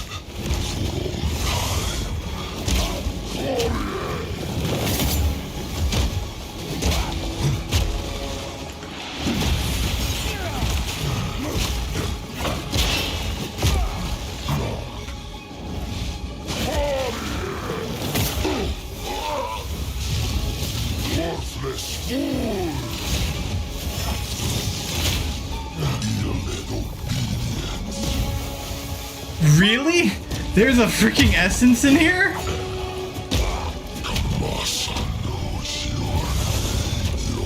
Final hour approaches. You won't catch me off guard!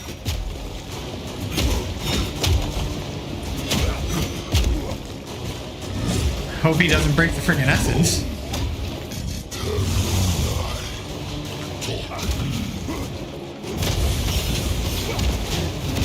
You won't catch me off guard! Ah, did a decent job of that time.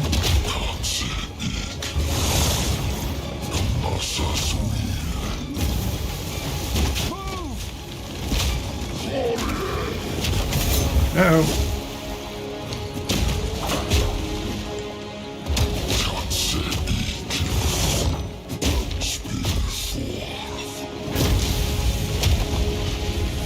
You won't catch me off guard.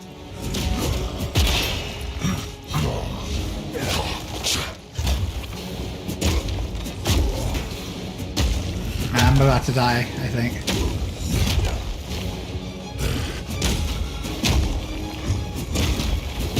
My damage just might not be high enough to beat him.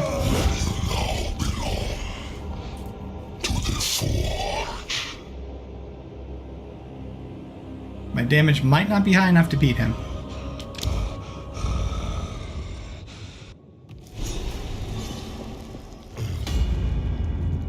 Alright, right off the bat, go right immediately into my two-hander.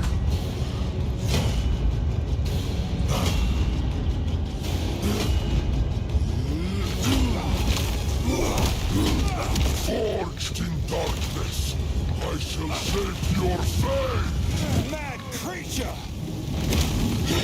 Dodge this!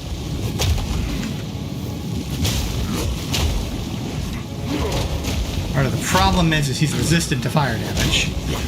And that is one of my secondary damage types.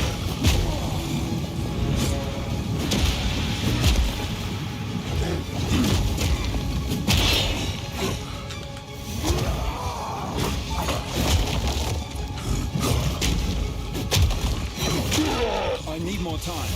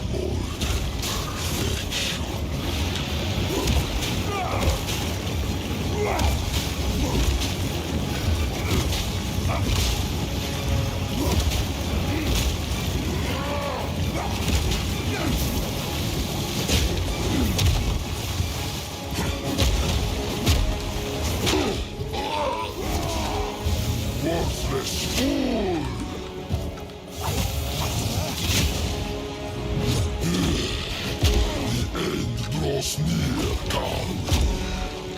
Massa's will.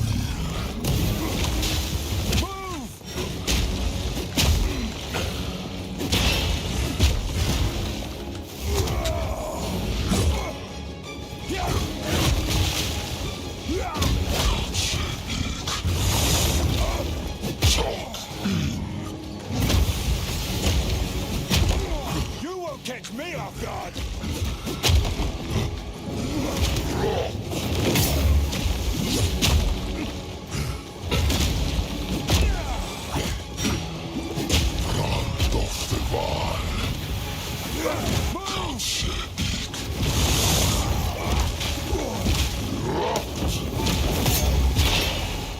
Break! Strength! Your final hour approaches, Carl.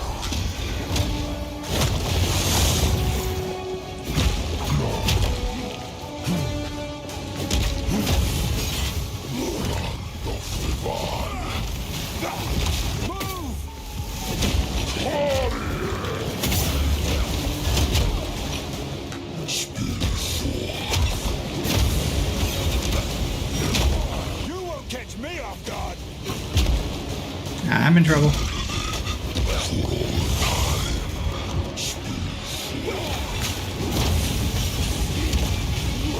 You won't catch me off guard! I'm failed. Of Kamasa feeds my soul.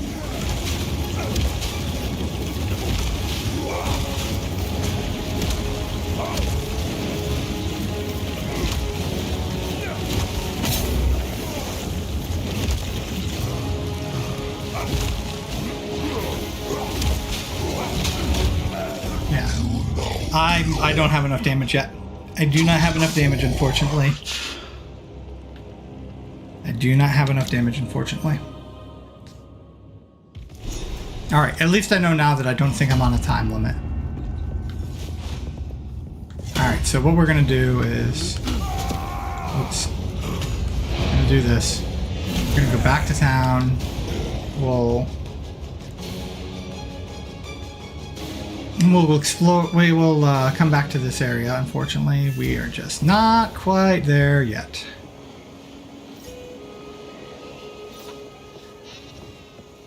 We are not quite there yet. So we're gonna go do the other one, and then we might try that later if I can get like some weapon and gear upgrades. All right, so let's speaking of weapon and gear upgrades. All right. Let us do some salvaging first.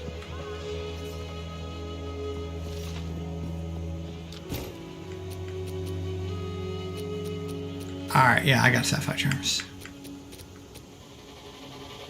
I grabbed those by accident, apparently.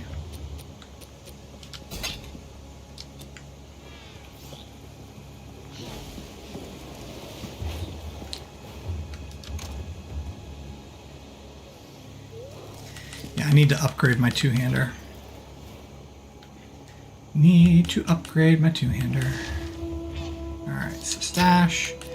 Getting to the point where I'm starting to have a decent number of those. I think I've got all of them. Earthquake.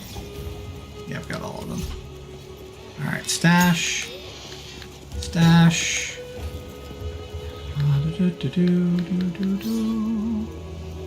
Oh, I never finished freaking him. How do I keep forgetting to empty this out? Seriously, what is wrong with me? All right.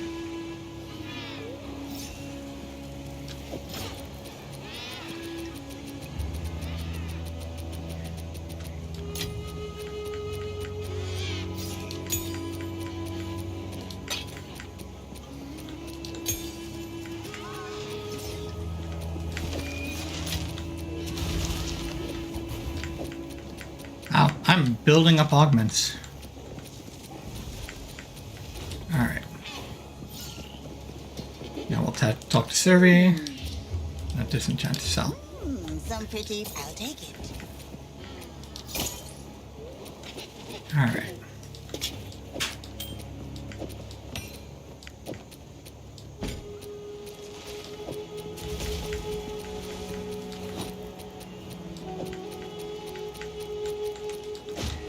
Sorting, sorting over the mountain main. I have no idea what... I don't even know what the freaking lyrics to that song is that I was humming the medley to there. To the tune of just sorting. Alright. Be wary. It's not proper. Alright.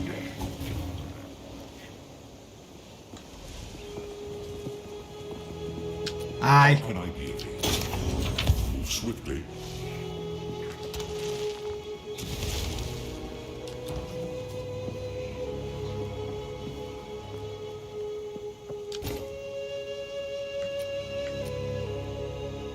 Let's see. Actually.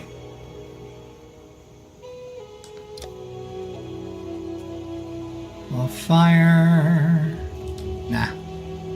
Boop.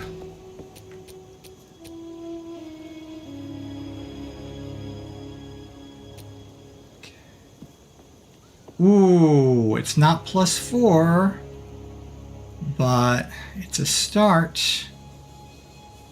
That is a start. There's a chance that'll actually be good. Whoa! Here's a 6 mod, except one of them's like two mods in one. It's probably the accuracy, light, radius is all being stacked together. All right. Yeah. That's freaking cool, but that's going to get disenchanted. That is unfortunately no good for this build.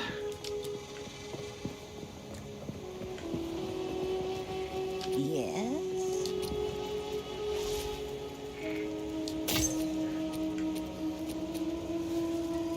Ooh, okay, 10% movement speed, 19 armor, 8% increased armor, cold resistance, life regen, and stun threshold. Alright, so right now I've also got movement speed. This is less armor. It has a resist, which my current one does not.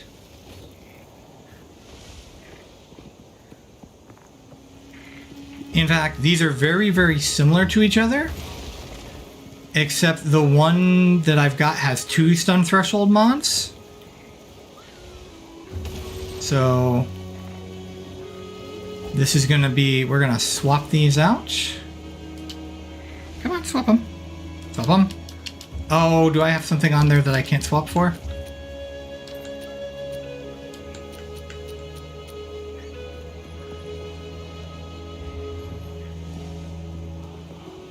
I don't see anything.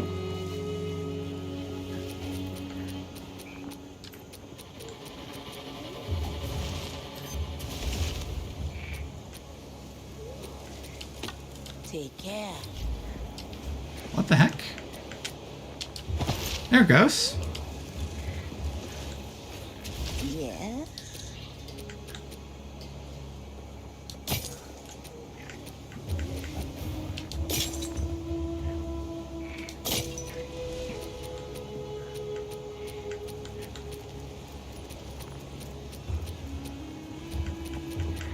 All right.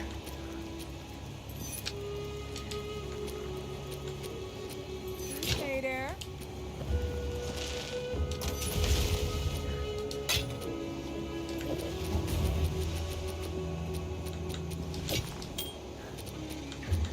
All right, next. Here to help. No, that just can't Take sell. care. Oh, missed one. Thought I got it. Thought I got this. Still alive? Still alive? I'll take it. Darn, didn't really look at that. Increased amount recovered. When are they gonna have this set up again? Set up. All right, 263. 294. The augment is what matters. Boop. Charge gain when you kill an enemy, and this is just flat charges gained. I'll take it. Recovery rate is nice, but only if this has more life, and this already has increased recovery rate.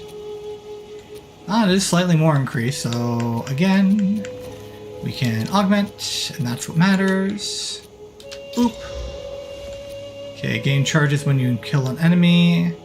I want the increased charges preferred. I like it. No thank you. No thank you. Reduced charges use also works, but this one I think has a full 10 uses, so I went through all of them in the last fight, so. Okay. 26 stun threshold.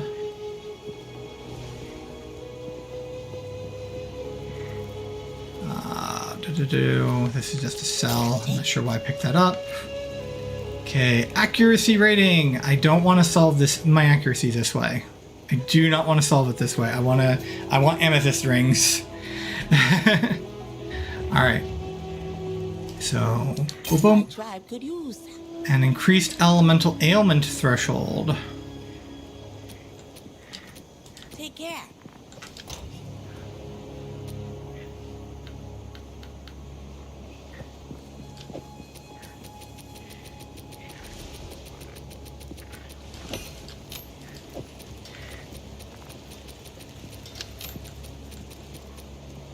See, this one has maximum lightning resistance and projectile damage, but I'm not using projectiles anymore. This one has spell damage, cast speed, and maximum energy shield, a stun threshold. Why have I not disenchanted that? Maybe because I was keeping it, but...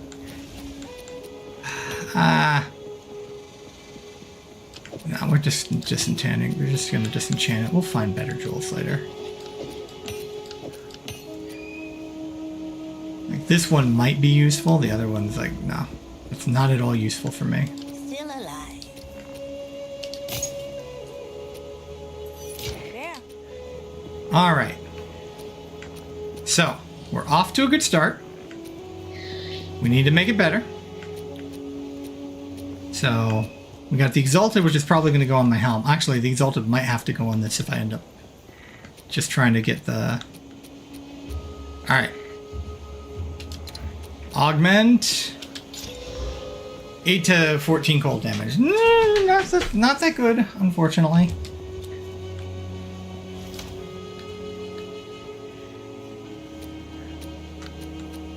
Let's see. So this one is significantly more damage. But again, there's the whole thing of its... my skills would be lower. Okay. This one has +4 to level, and it's also gotten elementals.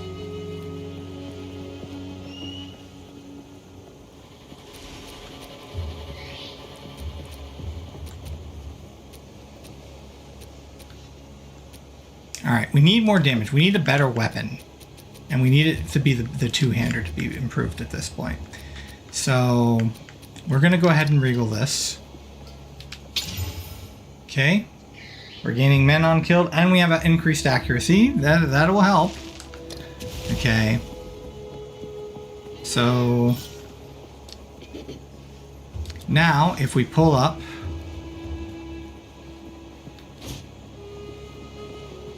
my skill screen. Okay. So right now, my vanilla mace strike is 1,239.8 average damage. If we equip this one, 236. Okay, my rolling slam is 854.7, 827.4. So it's kind of, some of them are better this way, some of them are better the other way. Oh no. No, I'm wrong. They're all better with, no, some of them are better one way or the other. It's kind of a wash, it depends on the skill. But obviously that having the, it's gonna stick with this one for now. So obviously the plus skill is really important. So if like we put this one on, like that is not even close to being ready. Just not even close to being ready to use. So we're gonna regal it. 81% increased elemental damage with attacks. I'm more physical than I am elemental, so that does not help me. So we're gonna call that a failed.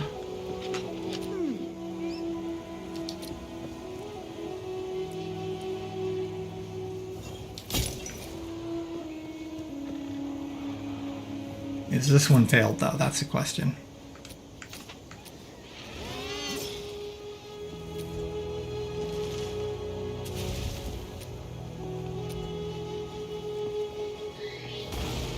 You know, I should have gambled first. I should gamble first. So we're going to go ahead and kill that before I decide what I'm going to slam my Exalt on.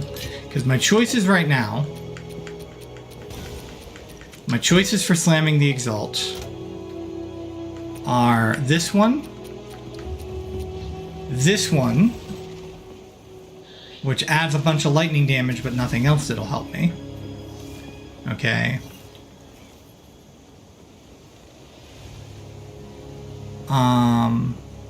But this one I can also socket in because it's +4. I can socket in some physicals in this if I need to. I have that. I don't know if I've got the runes though.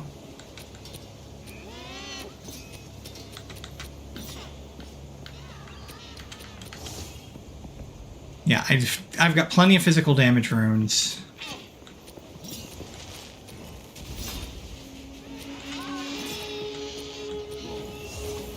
So I can socket this one in, okay? And I can slam on this one to see if I can get it better. But still, this one I think would be the safer slam. Because again, I really need, if I'm going to beat this guy, I'm going to need the extra physical damage. Like, I'm going to need more damage. But before I decide what I'm going to slam on, How can I help? let's Well, actually, no, wait. Let's take a look at the normal shops first. It's not to be hasty.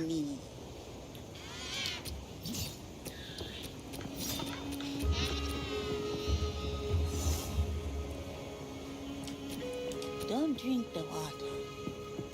So, the city of Exile has been laid bare to the world after all these centuries.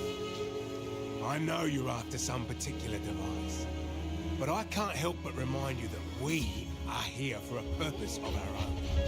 Treasure hunters hunt treasure, yeah? I'll not be the first to set foot in those deadly sunken ruins. But if you're brave enough, you might as well keep an eye out for anything that looks valuable. In particular, look for buildings with monkey statues on them. If you spy something like that, Again, I think I think this is the second time this act that I've had dialogues that feel like the time hasn't passed correctly. I'm no storyteller, but I know what's what. The monkey represent, if you see a statue of a monkey, it means Okay, it's not the same one. It may be a vault, maybe a temple, could be a vast forge. Any of the above would mean fabulous riches. Okay. Watch your Better step. keep my strength. Alright, let's take a look at your hammers. Cause enemies to explode. Let's see, 22 to 30. Alright. Ooh! Ooh! Ooh! It's even got increased attack speed. 113 to 137.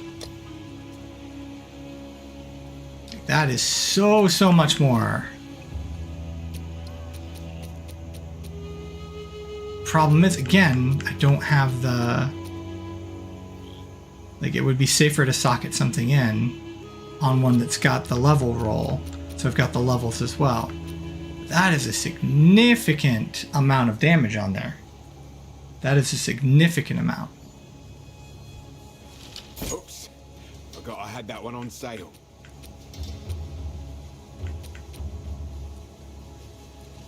Okay. Again, I want a health roll.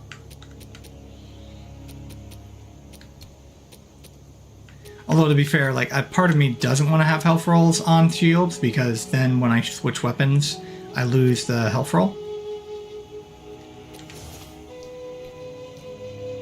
85 life on these.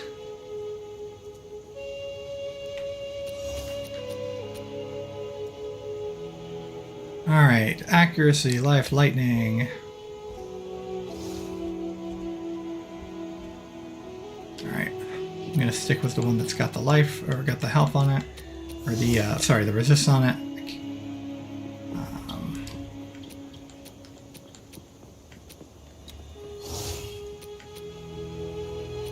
Oh, buyback, no? Yeah, buyback tag. That's the buyback tag. Don't get eaten. Buyback tab. I got the hiccups now. Hey. Oh no! Alright. Again, looking for a two-hander. Okay, and we'll sell this one back. Oh! Yeah. Alright, well, I'm almost out of gold, so we're not going to do that. Alright, so out of curiosity, this is a lot of damage. It's more damage than even this one is. And it's already got a socket. So... this one, I think, is disenchantable now. So... let's see here.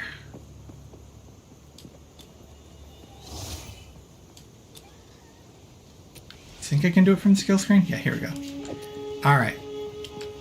So much more base damage. That's it's a huge improvement to Rolling Slam. It's a huge improvement to Bone Shatter.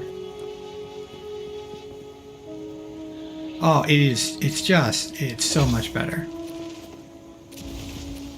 So I'm still curious about the +4, but yeah, I know what we're slamming now. Let's see. Actually, does it have any mods I want that I don't have? Because it's already good. You know what? We're still slamming it because we need the damage. Okay, and what did we get? We got more stun buildup, which is not a win, but I'll take it. It does. It's not like it's bricking the build. All right, and then we're gonna come over here, and we're gonna use this on you. All right, we had was this one here. So this is considerably less damage now, but it's still +4 to all skill levels. This one still might be worth building in case I can get the physical, but yeah, we don't need it anymore. All right, now for items.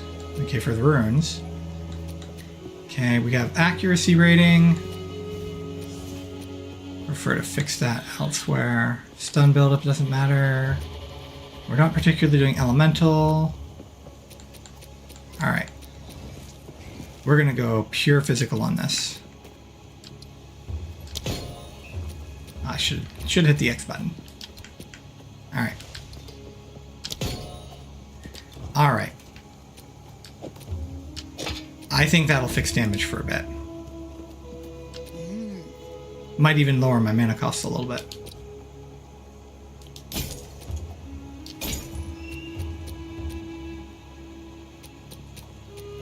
All right.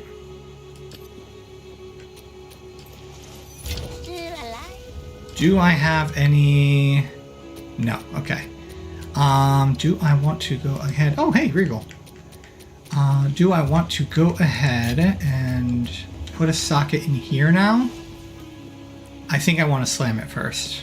I think I still want to slam that first. All right, we got one thing to Regal. We'll go ahead and use the Regal on it. Okay, so yeah, we might have a new shield too. We might have a new shield too. However, we are gonna wait on that one.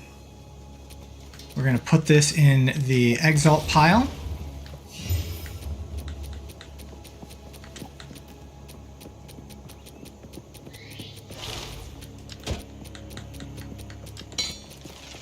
This we can this we can take out of here now. We're gonna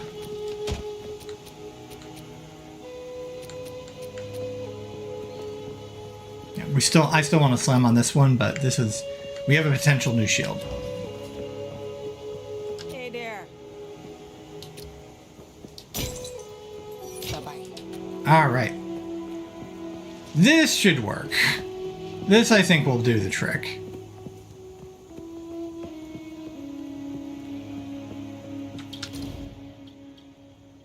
In fact, this is doing so much damage that I don't think I'm going to need to use my shield here. All right, back to the Molten Vault. This time we won't miss any treasure along the way. Okay.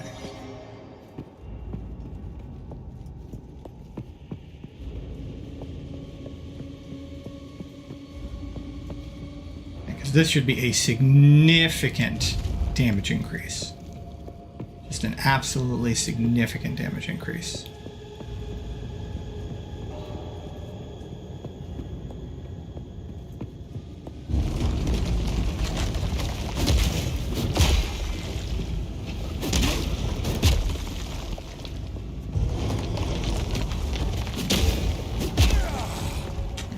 Looks like one of them's enough to break stun threshold on them.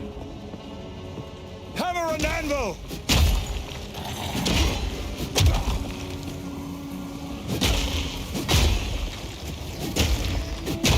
Yeah, look at how much.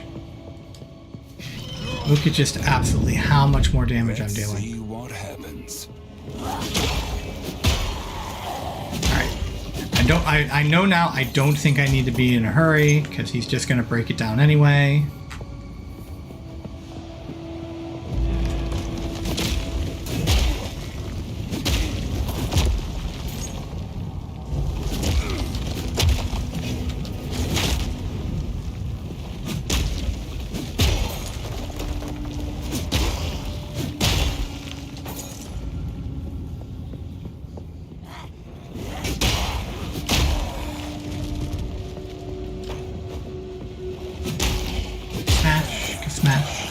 smash, ka smash, ka smash. Ka smash, ka smash. Ka smash, ka smash, ka smash. Mail belt. Ooh, this one just has an extra charm slot. Just flats. Just. Oh no, sorry. Nope, never mind. Reduced flask charges used. That's actually pretty good. That is actually pretty good all around, I think. Yeah, I'll take that and roll on it, see what we get.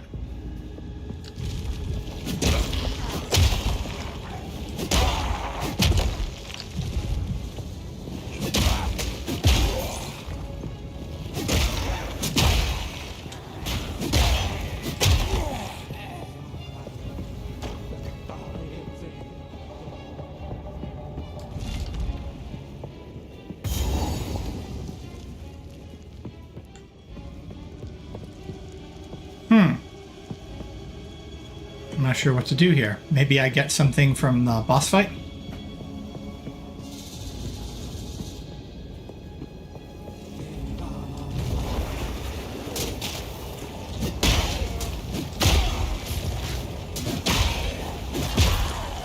Hammer and anvil!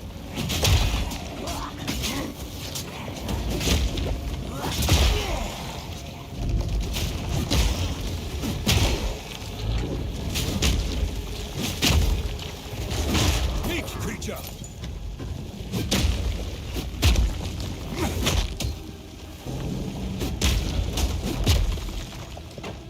I'm still so slow!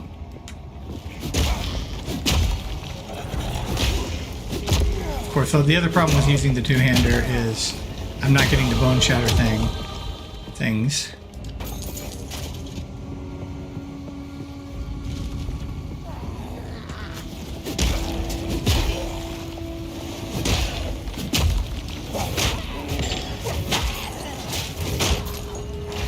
I mean, I can still do that.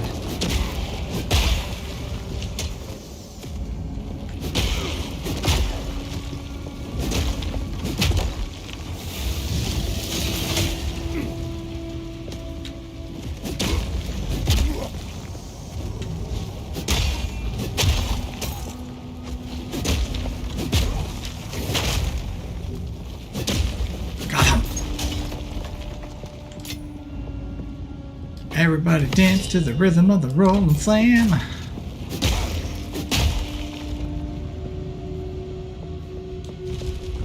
Jump to the rhythm, jump, jump to the rhythm, jump.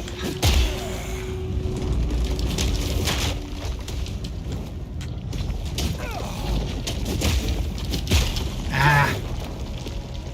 Just trying to see if I can pull off my combo on them.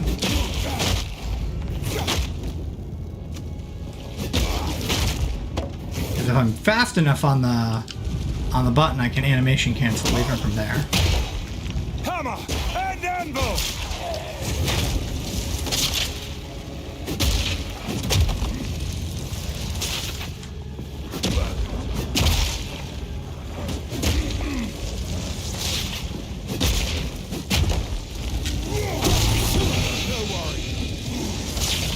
Unique quarterstave. Actually, the sabatons might be armor.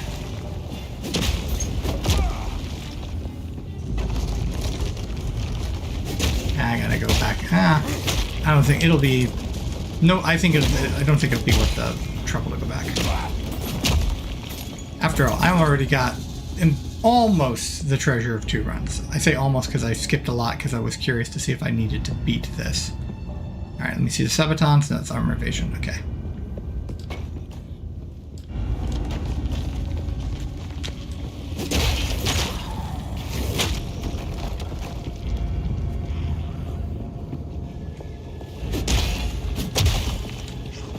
Bang, ka-brack, ka-brick, ka-break.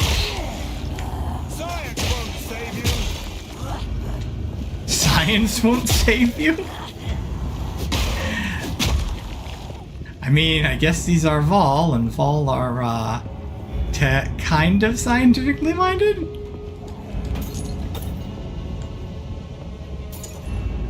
Just seems an odd thing to say.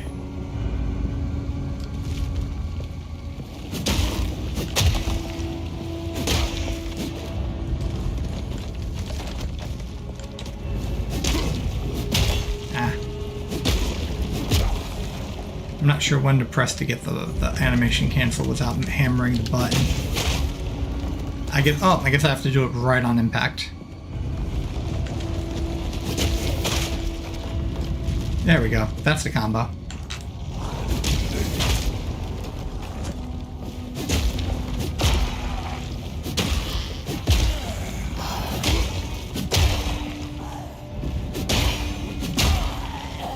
The way these things are sounding, I'm listening to Vulcan Lives, and the way they're sounding kind of reminds me of the way the narrator is doing Conrad Kurz. Yes, brother. Coward!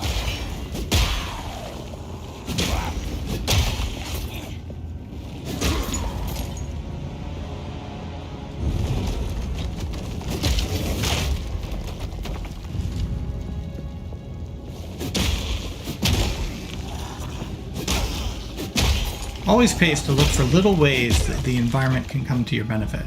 So, like, you can slam. I wonder why that didn't kill him.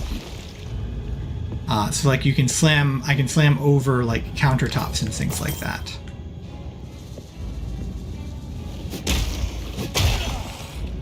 Here's another door. Here's another thing where it's like, okay, looks like you can put something there.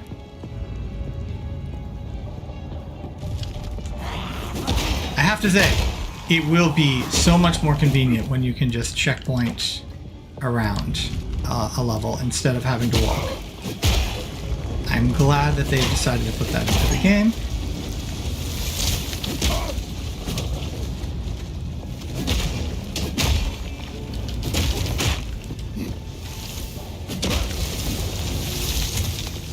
Feathered Tiara.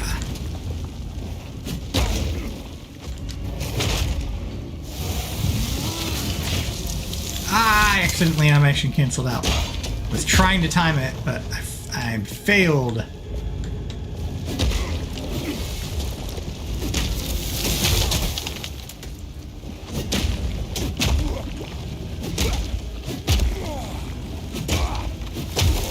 Shatter! Because I can freeze things too, it just takes a long time. I'm only doing a minuscule amount of cold damage, respectively. Face me! Although I am still occasionally shattering my enemies.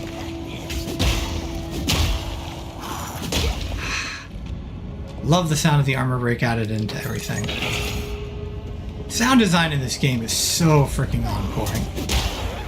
It's so good. Everybody, like, I really do think a lot of people underestimate just how much sound adds to the game feel. If you need a demonstration, look at the optical illusion of the bouncing balls.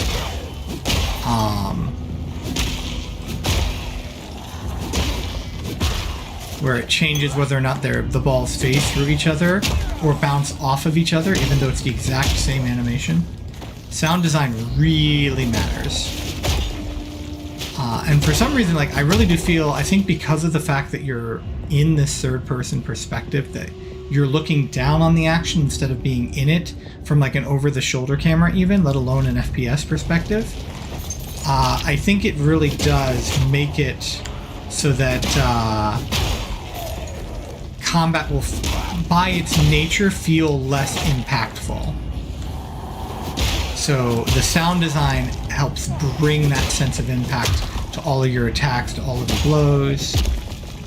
You know, something like a slam build, which is, I'm kind of running a slam build right now. I guess you can technically call it that because I'm using rolling slam a lot. Also really like the sound of ice cubing my opponents. That is another great sound design. I don't know why I didn't go in for a perfect strike. I'm glad I'm also doing more soft stuns. Just knocking them out of attacks.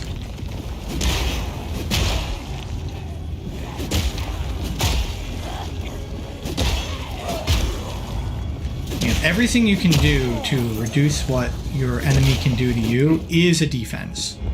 So whether or not you're chilling, reducing their action speeds, freezing them, crowd controlling them, or other crowd controlling them, you know. soft stun may not be as effective as a heavy stun at keeping you safe and allowing you to deal damage, but it still works. It still interrupts their attacks and stops them from hurting you. Alright, here we go again. I should be able to do this time, I'm pretty sure. It's safe to say he's seen me.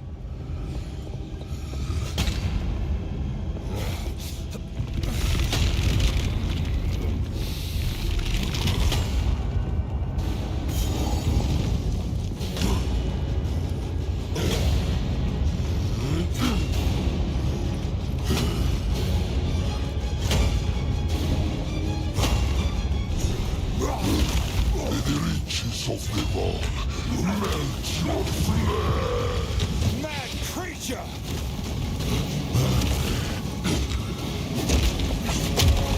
Again, kind of want to go on the pure offense here. Use my potions to heal. Worthless fool! Spear force! You won't catch me off guard! Yeah, just look at how much more damage I'm doing. This is so much more damage. Oop. Still need to actually, like, avoid the... Come in here and see if I can maybe potentially... Yep, there we go. Great flame! I forgot to use... I also should have used my skill point before this fight. I forgot to. I tried to roll out of the way. Ooh. That did not go quite the way I wanted to. You won't catch me off guard! And I'm already using so many of my... Oh! Got wrecked by the stone spires around me. He blew them up. He blew them up. Alright. Real quick. Spend my skill point, even though all I'm going to do is put more into dexterity. Actually, I'm not sure how much I need to put into dexterity. I might have to fine-tune it. So, for now, actually, we're just going to do strength. Okay. Give myself a little bit more HP.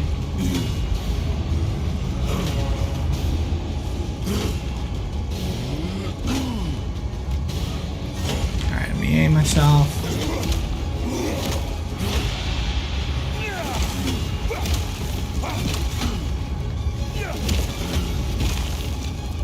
Come on, trigger him, thank you. Mad creature!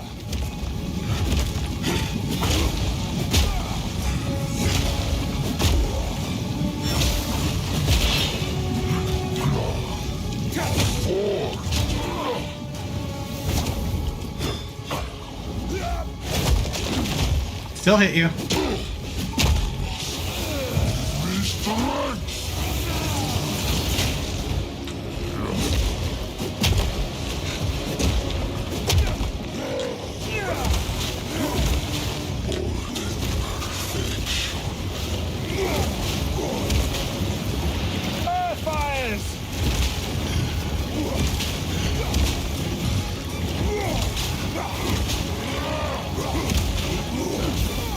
Man, can't seem to dodge out of the way of that slam.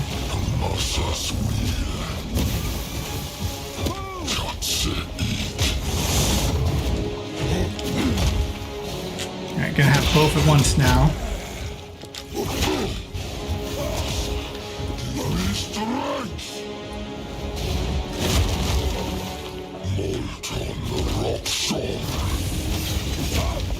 Screwed up my timing on that. The good news is I've actually got pretty decent fire in this sense.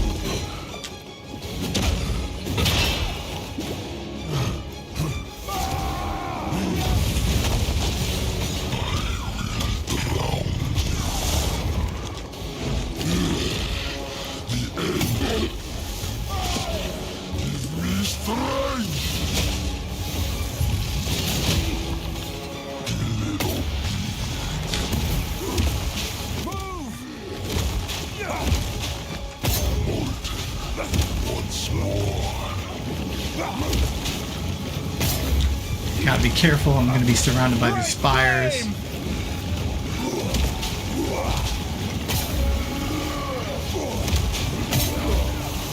Man, I just can't seem to dodge that.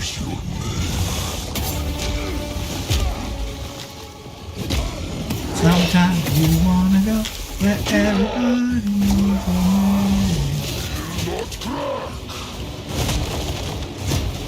And they're always looking.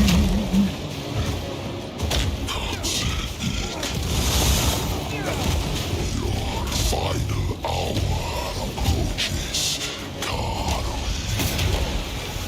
So,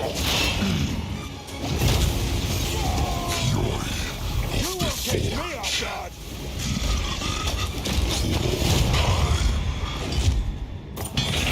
All right, how did that Smith actually?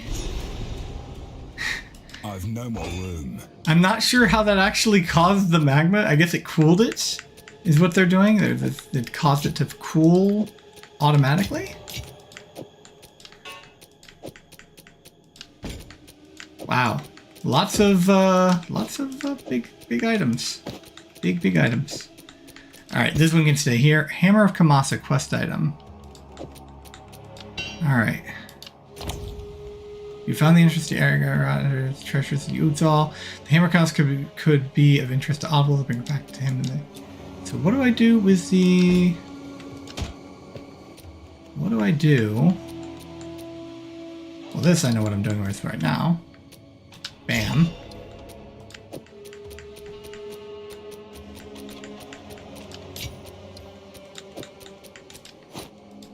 Okay, what do I do with all of those statues? Maybe now that it's cooled, I can go to them? Okay, can't go this way. So I guess I go walk on the rocks. Nope. Okay. Okie dokie. So we do this. Wow. I think that it kind of forces you to go talk to Oswald.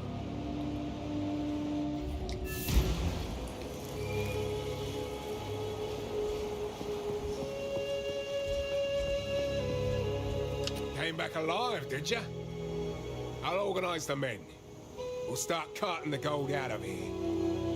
No sign of old Kamasa, eh? Well, then he won't miss it. Keep anything you're able to lift out of there yourself. Let's call it a finder's fee, eh?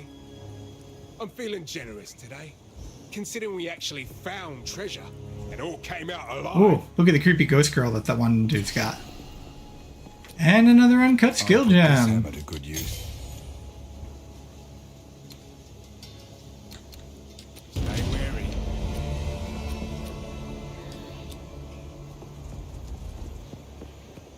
Unfortunately, I do not need uncut skill gems right now. Alright, let's go. Let's turn that off too. I want to be very quick about this.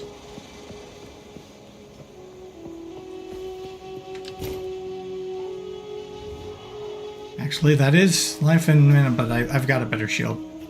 I have a better shield in the works, so. Okay. Yeah, this is nope. Like, not even close. Oop. Alright. The Bloodthorn Wrapped Quarterstaff adds 4 to 9 physical damage. Increased chance, cause bleeding on hit. 5 to 9 thorn damage. The fact it just causes bleeding, I think is nice. Okay. And then we have stuff we're going to break down. 91 to maximum life. Too bad it doesn't have it. Well, no. I want to have the resist on it. Alright. Can I disenchant you? Ah, yes, that's right. Okay. That gives me chance orbs. Need a guy?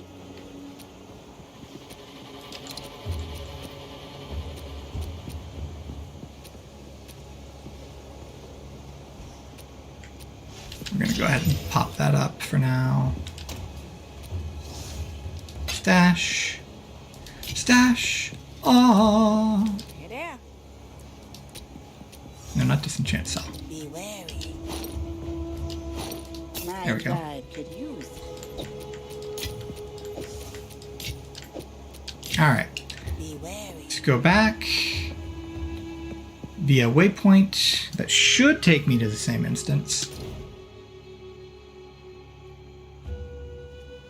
In theory. And then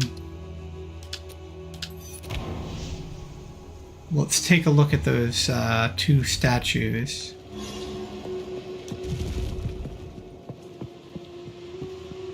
See if I can do anything with them now.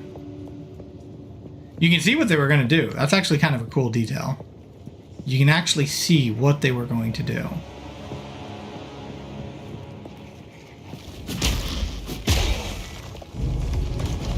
We're going to make this gigantic golden statue. Did the enemies? Oh yeah, I died. I died! So the enemies respawned.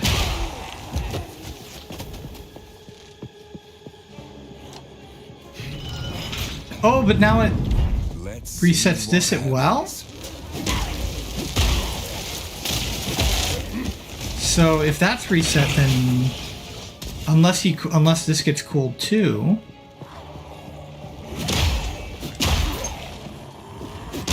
I guess while I'm here, I can see what's in the other area. Although honestly, everything has been reset, so. No challenge. I am still looking for the persistent flasks. I'm looking for those flasks where it's just like, yep, it's just going to keep regenerating charges. So if you are patient, if you can defend yourself, and then you can get your flasks back, and you don't lose a fight just because you made a few mistakes.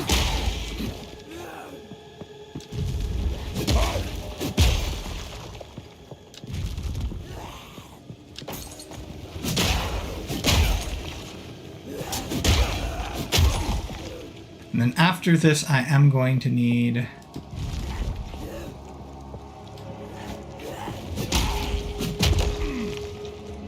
Yeah, there's a checkpoint here, and then there's these things.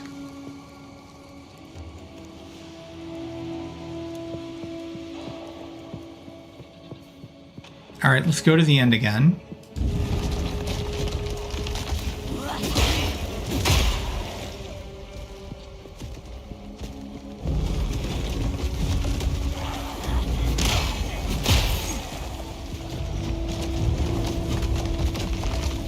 You're going to be an issue. If you've decided that this fight has to happen, then we're going to do this. Because... Oh, hey, dropped an emerald. Or somebody dropped an emerald. Alright, Thawing Charm and Rebirth Room as a... You can make me pick up those stupid leggings.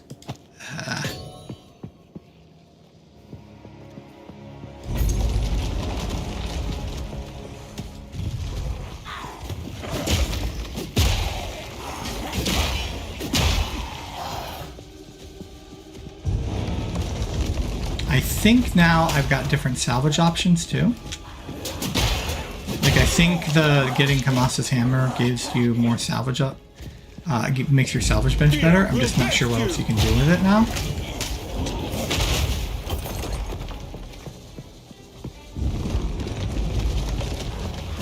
So I'm actually currently kind of playing the way I think you might want to end up playing eventually when it comes to like clearing content. Except that I also just was an idiot and got myself trapped between a bunch of statues.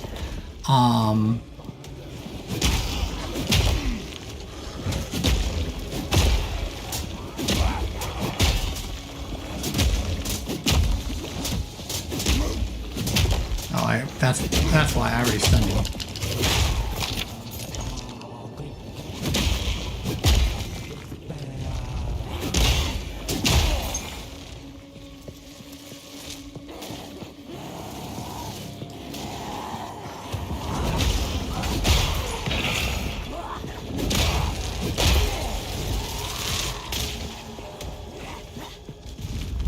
Yeah, where you're basically just like somewhat carrying around everything as you go, and you're not legit trying to like kill everything. Now, if this were PoE 1, I'd have I'd be like have like Sunder, and then I'd like run ahead of the pack, and then I'd be coming back and like bring the Sunder down. And this guy's decided he's going to be an issue. Extra fire damage, periodic fire explosions.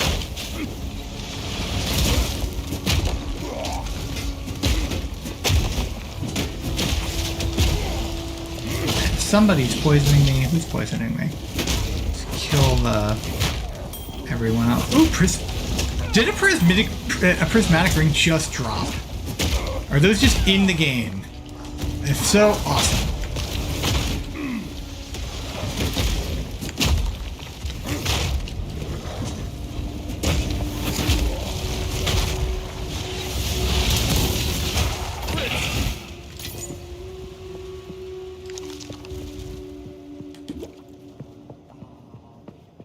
So that made it kind of this endeavor a little bit worth it, at least.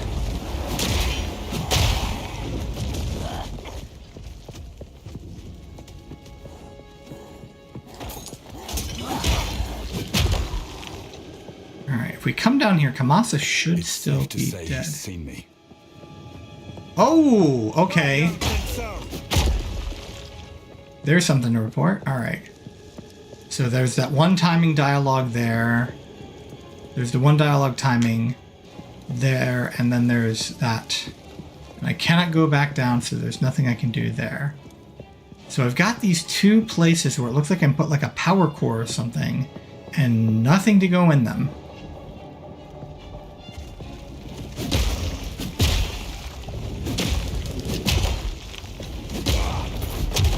And I can't play for much longer either. I'm actually past where I should be.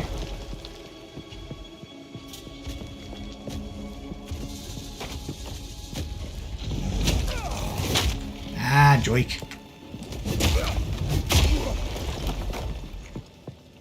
Again, I really hope that I can find like a passive skill, or that a passive skill will get made that will allow you to build up stun without breaking.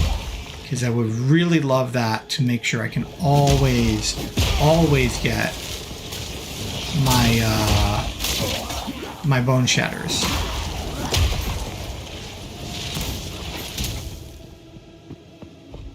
His Bone Shatter is such a nice skill, I'd like to reliably be able to use it in the fight and build off of it.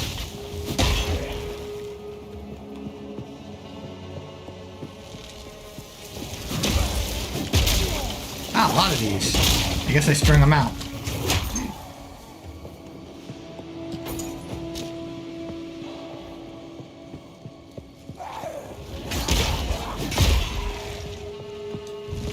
Here's the other one. So we got these two things here.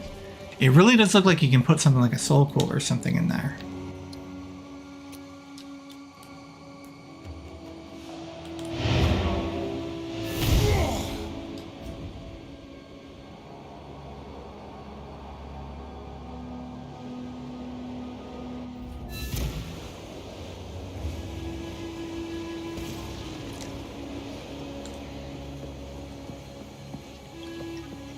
Reforging bench. Oh, destroys 3 similar items to be reforged as a new item. I heard about this. Okay, cool. I haven't seen it yet, but I heard about this. Alright, Prismatic Ring, plus 9% to all elemental resistance. Sweet. I still think Amethyst Rings are probably still going to be the play. Because you can get, especially since you can get stuff on runes, but you can also get soul cores, so. Alright. Okay, Oswald has nothing to say about those. How about you, Ava? Anything to say about? I think I'll wait for a fight first. Anything to say about my duel with the Monkey King? All right. Good luck. Alrighty then. That's really quick. Let's sell everything. Sell / breakdown / you know the drill. Let's do the town stuff. All right.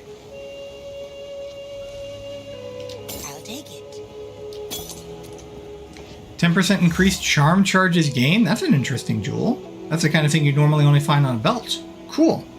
Okay.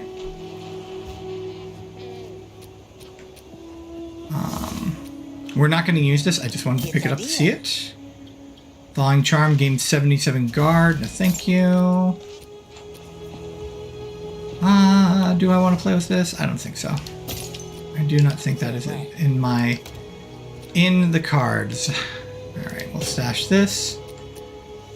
And we'll do one final shopping spree. Still alive.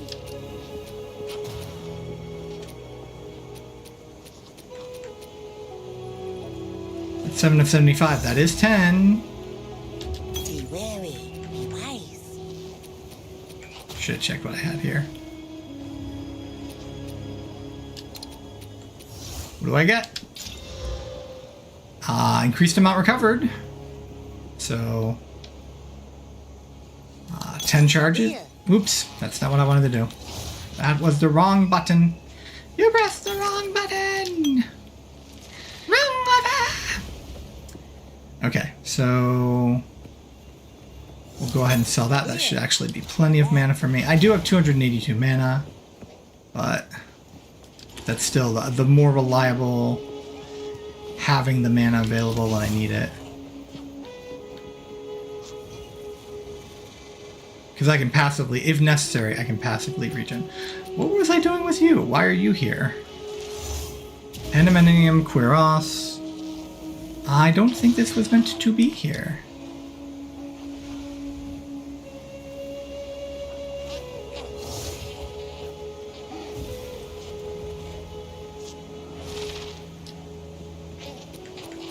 Was I waiting on,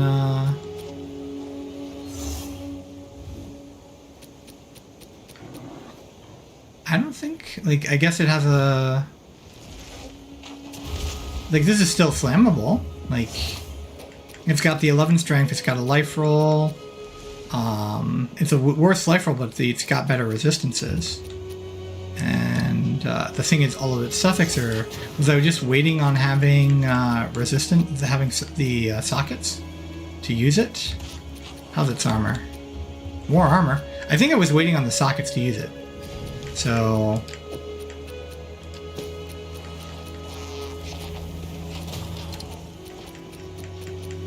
this would have helped a little bit. So apply.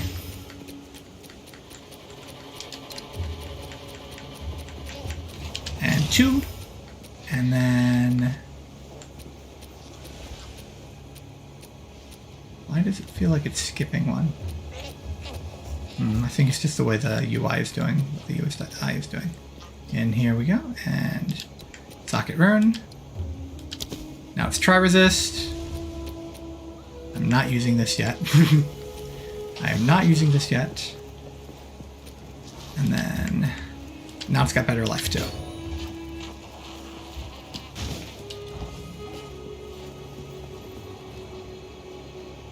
Need a guy?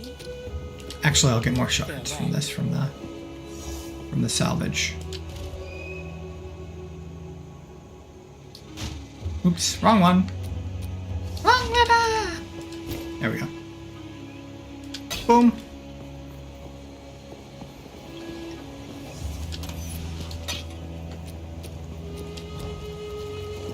Alrighty, rabbit. And let's see, how much gold do I have? Alright, enough to go check Oswald's gear. Alright, still looking for a replacement, one of these to replace my current one-hander. Cause enemies to explode. Let's see.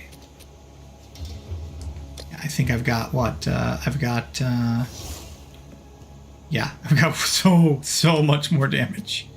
Just so much more damage. Oh, I'm so glad I found that gear upgrade while I was trying to do that fight. That was very... I have to put that in the log, just the sheer serendipity there. 89... No, it's mana, not life. Oh, wait a minute, wait a minute, wait a minute! Hold the phone. Hold everything. There's something special about that one.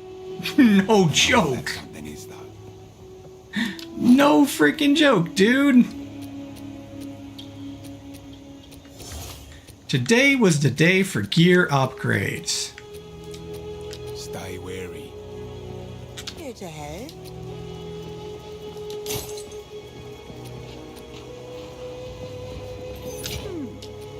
All right.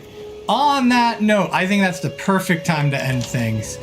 Thank you everyone for joining and watching.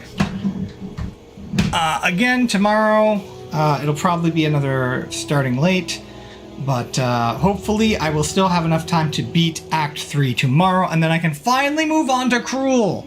Until then, thank you all for joining me. I've been Exiled Erdrick, and I'll see you all